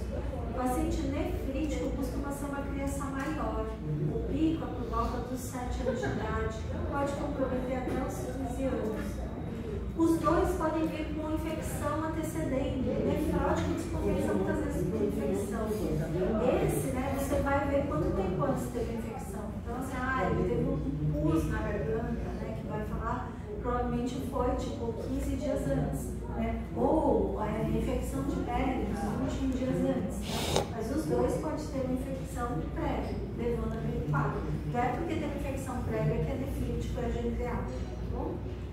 Ela é endêmica e epidêmica. O que significa isso? Tem um número normal de casos basal e de repente você pode ter uma epidemia. Há alguns anos, acho que uns 3 anos, aí tem uma epidemia na Alemanha, né? Aqui no Brasil, a gente tem, mas só que os lugares que mais conhecem, né? No lugar de difusão somos nós. Assim, né? O Paulo estava contando que uma vez a esposa dele foi para algum lugar da Europa, assim, super. Assim, uma situação socioeconômica melhor, né? E que pediram para ela dar uma aula de GNDA, porque lá eles praticamente não têm, né? Então, assim, depende muito das condições higiênico-sanitárias do lugar para circular a bactéria e a pessoa ter o quadro clínico. Então, assim, existem endemias e epidemias. A endêmica e tem a epidêmica. Um negócio legal para vocês lerem é essa epidemia de Serrana de Minas Gerais, verem como aconteceu. O nosso chefe anterior contava que em Vinhedo, numa época, uma área perto de Vinhedo, não sei exatamente onde, teve muito boom de casos de síndrome nefrótica. E que ele soube o que tinha acontecido. Eles viram que lá nessa área tinha muita plantação, né, de chá e as folhas, né, acumulavam líquido. Aí as pessoas levavam picado, né, que circulou de uma determinada época lá, a cepa nefritogênica do estreptococcus na população, e principalmente criança, né? Criança coça, vai lá com a mãozinha, amiguinho, vai, põe a mão. Então, assim, esse estreptococcus passou de uma pessoa para outra, e não é todo mundo que tem contato com o estreptococcus que tem infecção, você precisa ter a predisposição para ter aquele processo proteogonadonefrite. Então, teve um número grande de casos naquela população porque circulou entre as pessoas a cepa nefritogênica do estreptococcus. Normalmente é o estreptococcus beta-hemolítico do grupo A, mas pode ser do grupo C e do grupo G também. E o que vai determinar essa cepa nefritogênica é a proteína M. E só por curiosidade, tem algumas proteínas M mais relacionadas com infecção de pele, SN2, e outras infecção de orofaringe. Então existem essas diferenças. Esse monte de coisa escrita, na verdade, o que significa? Existem teorias para a formação do imunocomplexo ao nível do rim, porque o processo inflamatório acontece porque é depositado um imunocomplexo logo abaixo da camada de células endoteliais lá no glomérulo. E com isso eu tenho um processo inflamatório super importante. Esse imunocomplexo depois migra para a região subepitelial formando os campos que a gente vai procurar na hora da biópsia na microscopia eletrônica. Então, assim, mas inicialmente ele está logo abaixo da camada de células endoteliais. A gente acredita que, na verdade, ele não se forma fora e se deposita. Na maioria das vezes o que a gente acredita é que existe um antígeno lá na membrana basal e que vai um anticorpo contra esse antígeno e forma um imunocomplexo. Então, esse imunocomplexo existem algumas teorias. Uma é a teoria heteróloga ou catiônica de Volt. O estreptococcus tem alguns antígenos catiônicos, porque a membrana basal é lotada de carga negativa, se depositam lá no rim, e aí vai o anticorpo da pessoa e pronto, né? Tem um complexo lá que desencadeia todo o processo inflamatório. E a segunda teoria, que é a mais frequente, é que assim, das neuroimunidades, é que o estreptococcus tem essa neuroimunidade, tira o ácido ciálico da minha IgG, essa IgG fica antigênica e se deposita lá no glomérulo e contra ela vai um anticorpo. O fato é que os antígenos que estão correlacionados com essa GPA, essa exotexina lepirogênica, que foi, né, classificada como sendo realmente aquele antígeno da teoria lá de Volt, e a gente vai ter o receptor de plasmina nefrite associado associada também com o antígeno que está relacionado com a glomerulonefrite difusa aguda após estreptocócica. Sendo que esses anticorpos contra esse receptor de plasmina são detectados até 10 anos depois do episódio de gênero da paciente. O fato é que, assim, o que foi visto, né? Aquilo que eu falei para vocês que a bactéria circula, né? Tem um trabalho super antigo, mas que é muito elucidativo, da década de 70, que diziam que 90 pessoas que moravam numa área fechada e tinham muito contato umas com as outras, teve um caso de GMPA em uma paciente de lá. E aí eles só viram, entre essas 90 pessoas, quantas tinham o estreptococcus? 70% tinham estreptococcus. Quantas tiveram, né? Provavelmente essa, mas uma. Então, assim, a bactéria circula. E a gente sabe que tem muitos casos subclínicos. Por exemplo, a gente pode ter tido uma nefrite e não está nem sabendo que eu te posso que é canceroso. Mas assim, a gente pode ter tido a nefrite e não está nem sabendo que tem essa nefrite. Principalmente entre os contactantes, existem casos subclínicos. Quando em orofaringe é mais inquinofrio, quando é inquinofrio a gente tem mais infecção de pele. A real porcentagem, né, de pacientes que têm a infecção pelo estreptococcus nefritogênico e que tem GMPA, a gente não sabe. Quando a gente fala em 83%, significa que a gente não sabe. E essa predominância em relação ao sexo ser mais frequente no masculino também não é comprovado. Dependendo da estreptococcia, isso faz problema. Então, o que eu vou ter para me levar a esse quadro do edema, né? O imunocomplexo logo abaixo das células endoteliais. A gente acredita que provavelmente por causa disso, por estar mais próximo lá do fluxo sanguíneo, existe um processo inflamatório super importante e atrai as células inflamatórias lá do grupo. Além disso, eu vou proliferar células endoteliais e mesangiais. O fato é que meu boneco vai ficar lotado de células. Hoje eu vou mostrar uma foto para vocês. Lotado de células. E se esse boneco está assim, o que vai acontecer com o ritmo de filtração glomerular? Diminuir. Todo mecanismo, né, do edema no paciente com glomerulonefrite difusa vai ter uma diminuição no ritmo de filtração glomerular, que não vai ser o suficiente para aumentar a ureia-creatinina.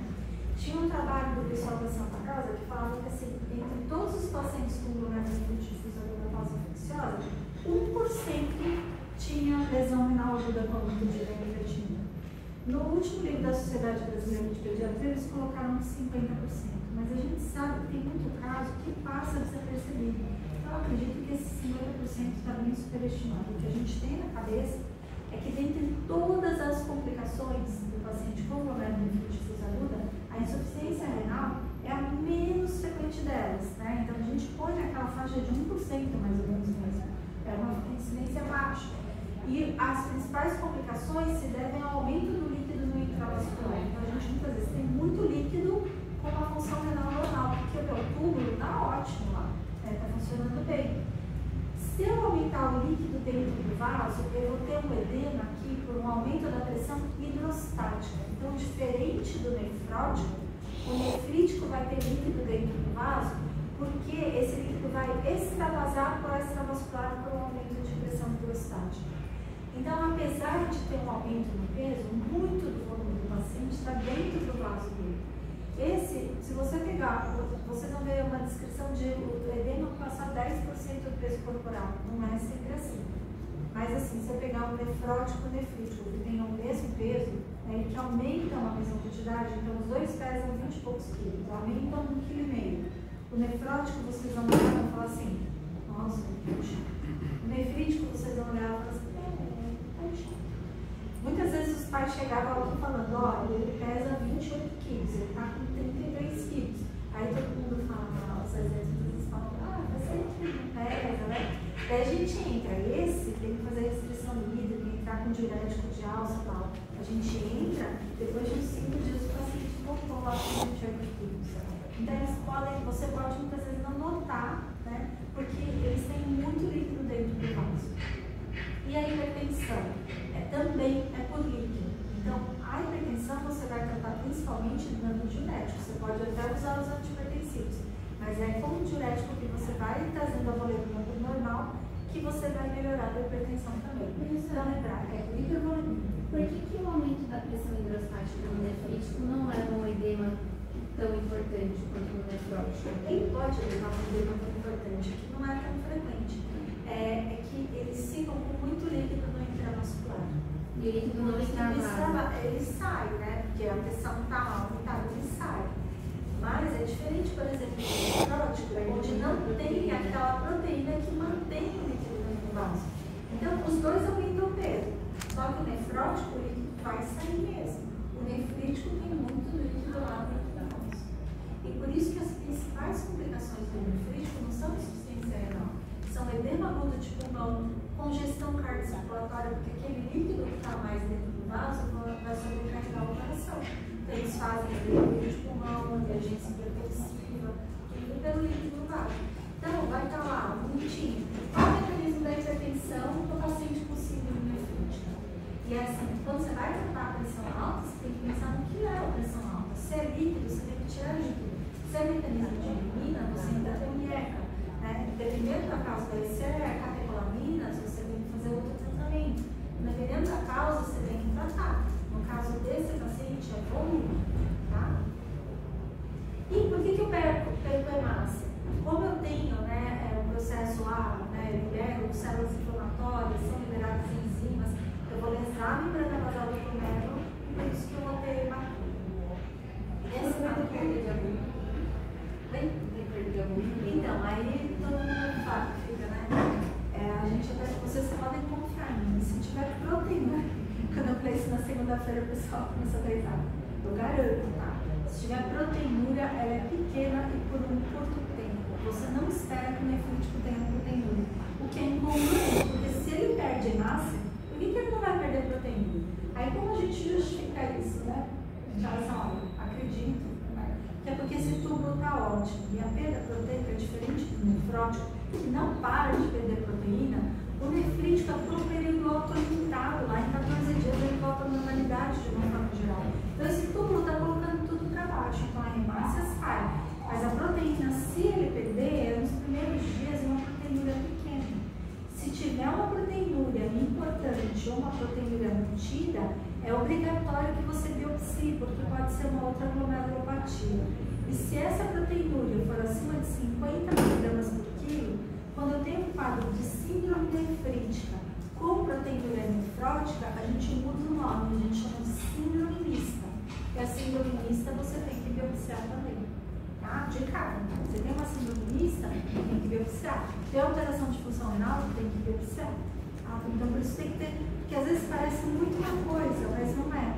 Há uns anos a gente teve uma paciente que, eu acho que ela tinha na época 11 anos de idade.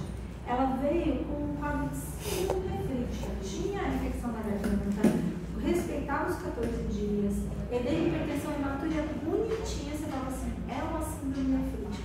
Só que você é obrigado a colher proteinúria para fazer o diferencial. Como no nefrótico, eu colho o complemento, que normalmente está normal. Mas nesse, a gente tem que colher proteinúria também.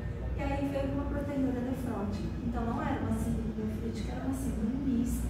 Ela foi para a biópsia renal, na biópsia veio com nefropatia privilegiada. Não tinha nada a ver, né? Um diagnóstico diferencial. Que também não costuma buscar com proteinúria, mas por isso que foge a regra, tem que biopsiar. Então, assim, aqui a gente vai falar assim, quando eu tenho, né, a lesão renal, normalmente também é uma outra indicação de biópsia. Eu espero que tenha um aumento de creatinina, se tiver, né, eu posso ter uma complicação que acontece no paciente com GBA que pode levar a lesão renal aguda. Quando a gente biopsia, né, a maioria dos pacientes, mas eles podem ter uma necrose tubular aguda. E aí você fica perguntando por que eles têm necrose tubular aguda? O que a gente acredita, assim, o vazio que vai nutrir o túbulo, ele sai do glomérulo. Como tem aquela dificuldade de perfusão toda, né, do fluxo passar no glomérulo, a gente acredita que nesses pacientes você pode ter uma dificuldade maior na perfusão tubular e por isso você pode ter uma necrose tubular aguda. E por que é super importante você biopsiar? Primeiro, né, porque você vai ter que, às vezes você tem até que dialisar, assim, se ele evoluiu com uma lesão renal, né, aumento de creatinina e tudo mais. E segundo, porque você tem que fazer um diferencial com uma outra glomerulopatia, que é a glomerulonefrite rapidamente progressiva. O que é rapidamente progressivo? O paciente chega, tem uma nefrite, pode ter proteína, pode não ter, e ele evolui com uma rápida perda de função renal. Na biópsia desses com rapidamente progressivo, o que eu tenho é uma proliferação daquelas células epiteliais parietais levadas amarelinhas. Elas podem se proliferar formando crescentes ou semiluas, que no momento inicial tem muita célula inflamatória. Se eu pulsar com corticoide, isso regride. Então eu tenho que correr para fazer o diagnóstico, né? Secar o paciente, biopsiar. Ou, se eu não conseguir biopsiar por qualquer motivo, não tem como biopsiar no hospital. A gente, na dúvida, a gente até pulsa. Na GNA, a gente não tem indicação de pulsar. Mas se eu achar que é uma rapidamente progressiva, eu tenho que pulsar, porque quando as crescentes são inflamatórias, eu pulso, regride e o paciente volta à função renal normal. Se elas começam a passagem inflamatória para fibrótica, eu perco esse rim, o paciente evolui com doença renal crônica. E por capricho, né, essa glomerulonefrite rapidamente progressiva, ela pode cursar depois de uma GNA e pode cursar depois de uma nefropatia PGA e outras glomerulopatias. Então, se você suspeita, né, você biopsiar e já pulsar o paciente, tá? Por isso que tem que ficar atento. Mas uma minoria evolui com alteração de função renal. Lembra do glomérulo nefrótico, aquele bonitinho que tem lesão mínima? Né? A gente vê as alças abertinhas. Olha o glomérulo nefrítico, né? Como é feio. Ele é lotado de célula, é um glomérulo que fica bem lotado. A gente vai biopsiar todo mundo? Não. Né? Você faz o diagnóstico clínico, colhe os exames, e aí tem algumas situações onde eu vou biopsiar, tá bom? Na imunofluorescência, eu tenho os imunocomplexos depositados nas alças glomerulares, em algumas situações. E na microscopia eletrônica, né, se a gente fizer, a gente pode ver aqueles ramps, mas que vão lá para a região subepitelial. Mas o inicial mesmo é subepitelial, mas o inicial é subendotelial, bem embaixo da camada de células endoteliais. Então, o paciente inicialmente tem um contato com o estreptococo, né, que é a marca mais frequente. Pode ser outra bactéria? Pode. A gente tem, às vezes, paciente com pneumonia, que evolui com uma glomerulonefrite. Tem paciente pós quadros virais, que também pode evoluir, mas aqui é a pós-estreptocócica. Então, 14 dias depois da infecção de garganta, 21 dias depois da infecção de pele, tem a tríade, edema, hipertensão e hematura. Tem oligúria? Tem oligúria também, mas a tríade a gente fala edema, hipertensão e hematura. Ah, que ótimo, vai ficar fácil fazer o diagnóstico. Nem sempre. Primeiro, porque nem todo mundo ele é macio. E muitas vezes o edema não é tão fácil de notar. E o edema em graus variáveis. Tem criança que pode estar só um pouquinho, é demasiado, tem quadro subclínico. Então o edema está em mais ou menos 85% dos pacientes. E a hipertensão piorou 60% a 80% dos pacientes. E a hipertensão, na maioria das vezes, é assintomática. Então, se você não lembrar de medir a pressão arterial, você não vai fazer o diagnóstico.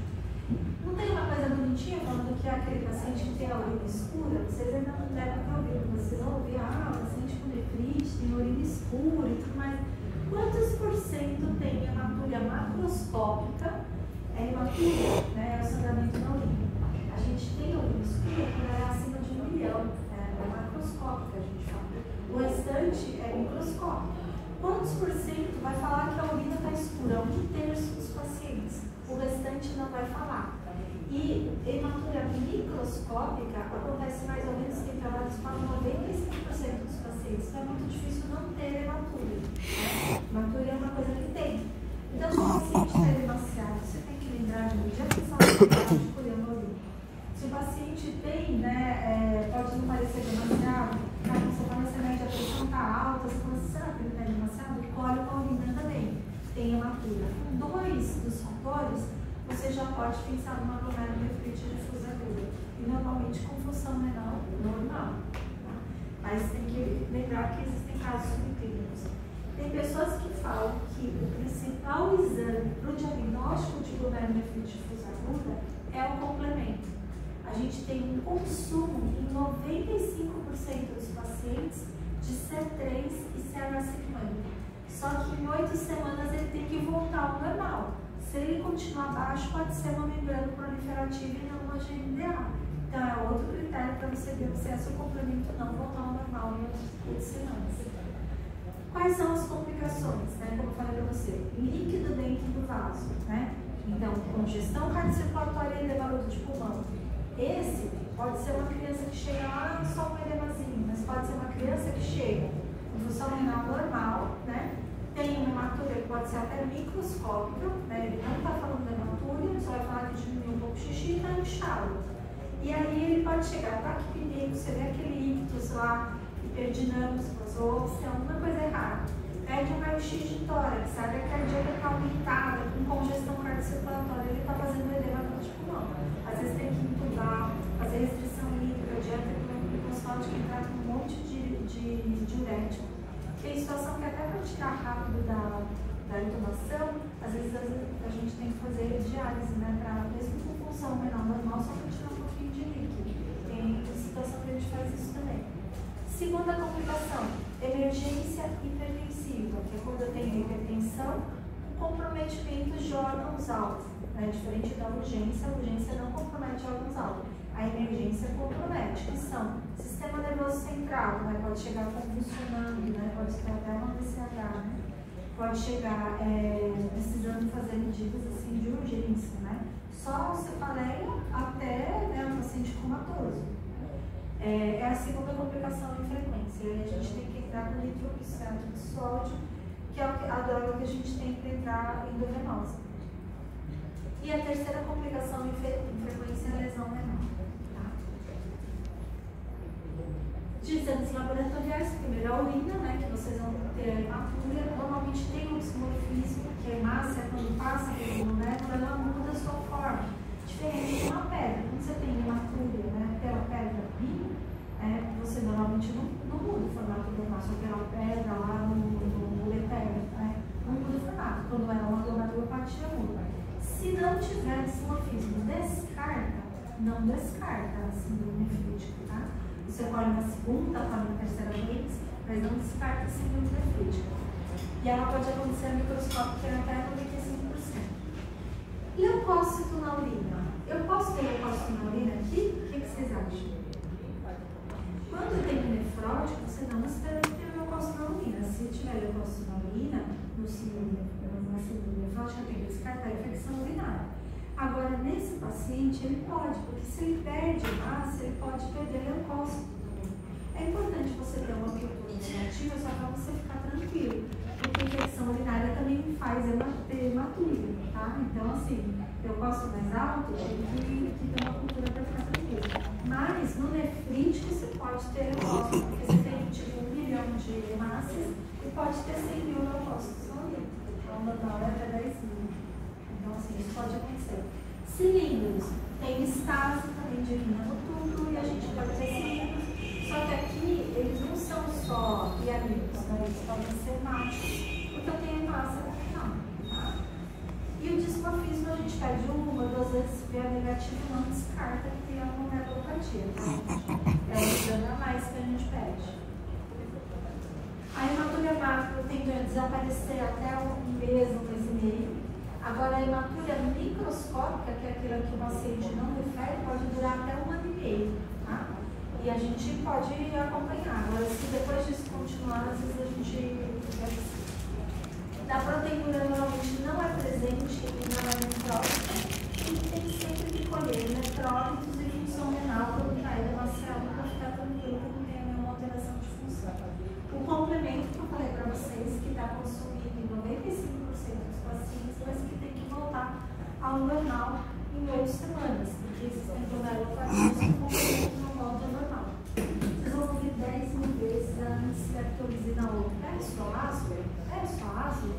A ácido só vai te falar se teve infecção anterior pelo estreptococo. Entre o complemento e a ácido, qual que você vai optar? Complemento, 1000 vezes mais importante que a ácido.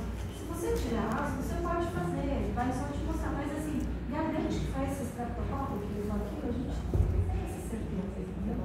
Não é um exame a mais, você pode pedir, mas não é o fundamental, tá? Secreção de orofaringe, a gente pede? Não, a gente não pede. O que a gente faz é, se você suspeitar de GNA, ele falou que ele teve uma infecção de orofaringe, agora você olha e não tem nada na garganta. Mesmo assim, a gente costuma fazer uma benzetacil para que, se ele tiver um estreptococo, ele não transmita mais para os outros. agora vai ajudar. Vai ajudar se de repente ele tiver alguma lesão ativa do intestino, né? Ele ajuda, daí você dá uma amoxa ou uma outra penicilina.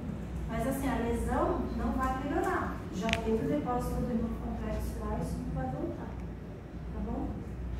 Quando eu vou biopsiar? Aí chegou o negócio.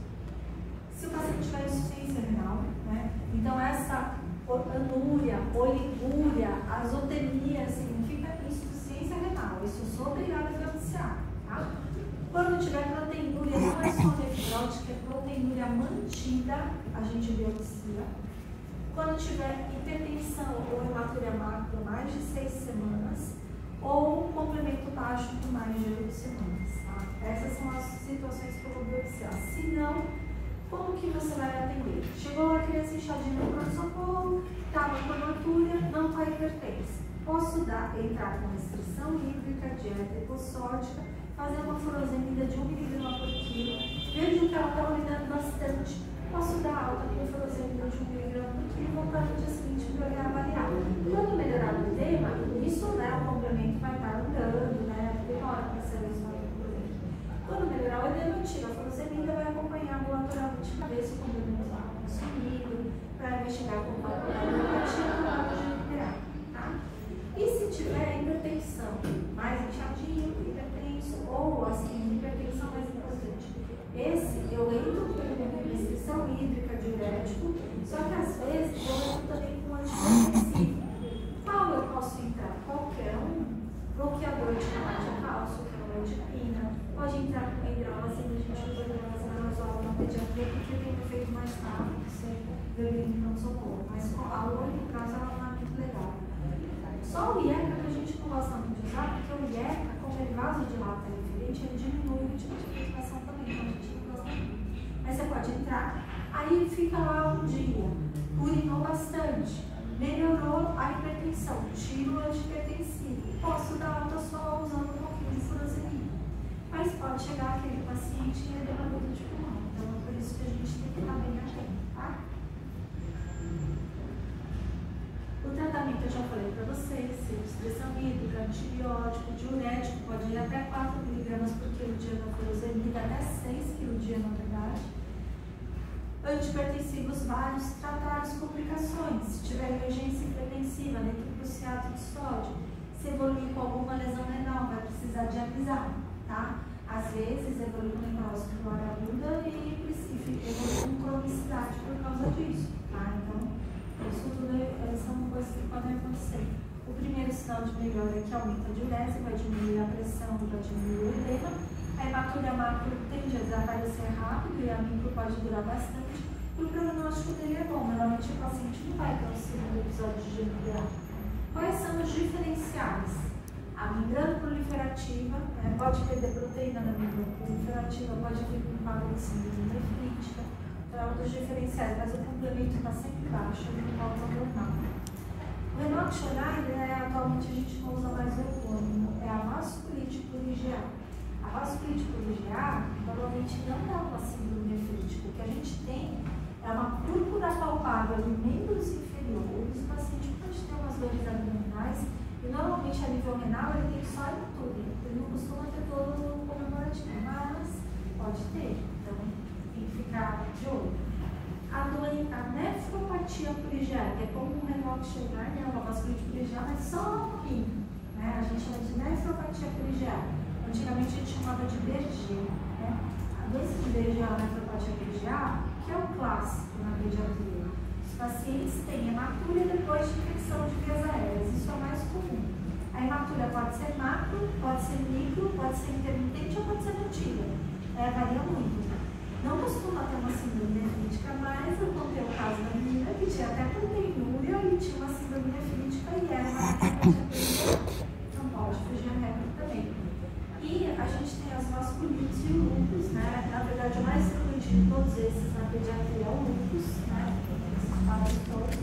O lúpus pode vir com síndrome nefrótica, síndrome nefrítica, síndrome mista. Quando vocês passarem lá na diálise, né? De quinta-feira, tem a recorte que fica fora, que é uma menina maior, que tem lúpus. Só que ela fez o diagnóstico do lúpus pela biópsia, porque clinicamente está a lúpus, ela tem quadro de lúpus, ela não tinha nada. Ela tinha uma síndrome mista, ela tinha uma síndrome nefrítica, uma proteína que era até quando ela veio para 40 e poucos miligramas, mas ela ficou no cantinho do fundo lá, eles relatavam que ela tinha tido uma proteína nefrótica. Aqui ela teve 40 e poucos por quilo, aí a gente acabou biopsiando e na biópsia veio com lúpus. Então, isso às vezes pode acontecer. Então, o lúpus tem uma outra paciente que fica até no lugar lá onde vocês veem, vocês foram semana passada, né? Vocês viram a Vitória?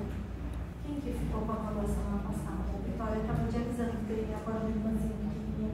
A Vitória também. A Vitória abriu com uma vasculite em membros, que achavam que ela era até um Renato Schonheim.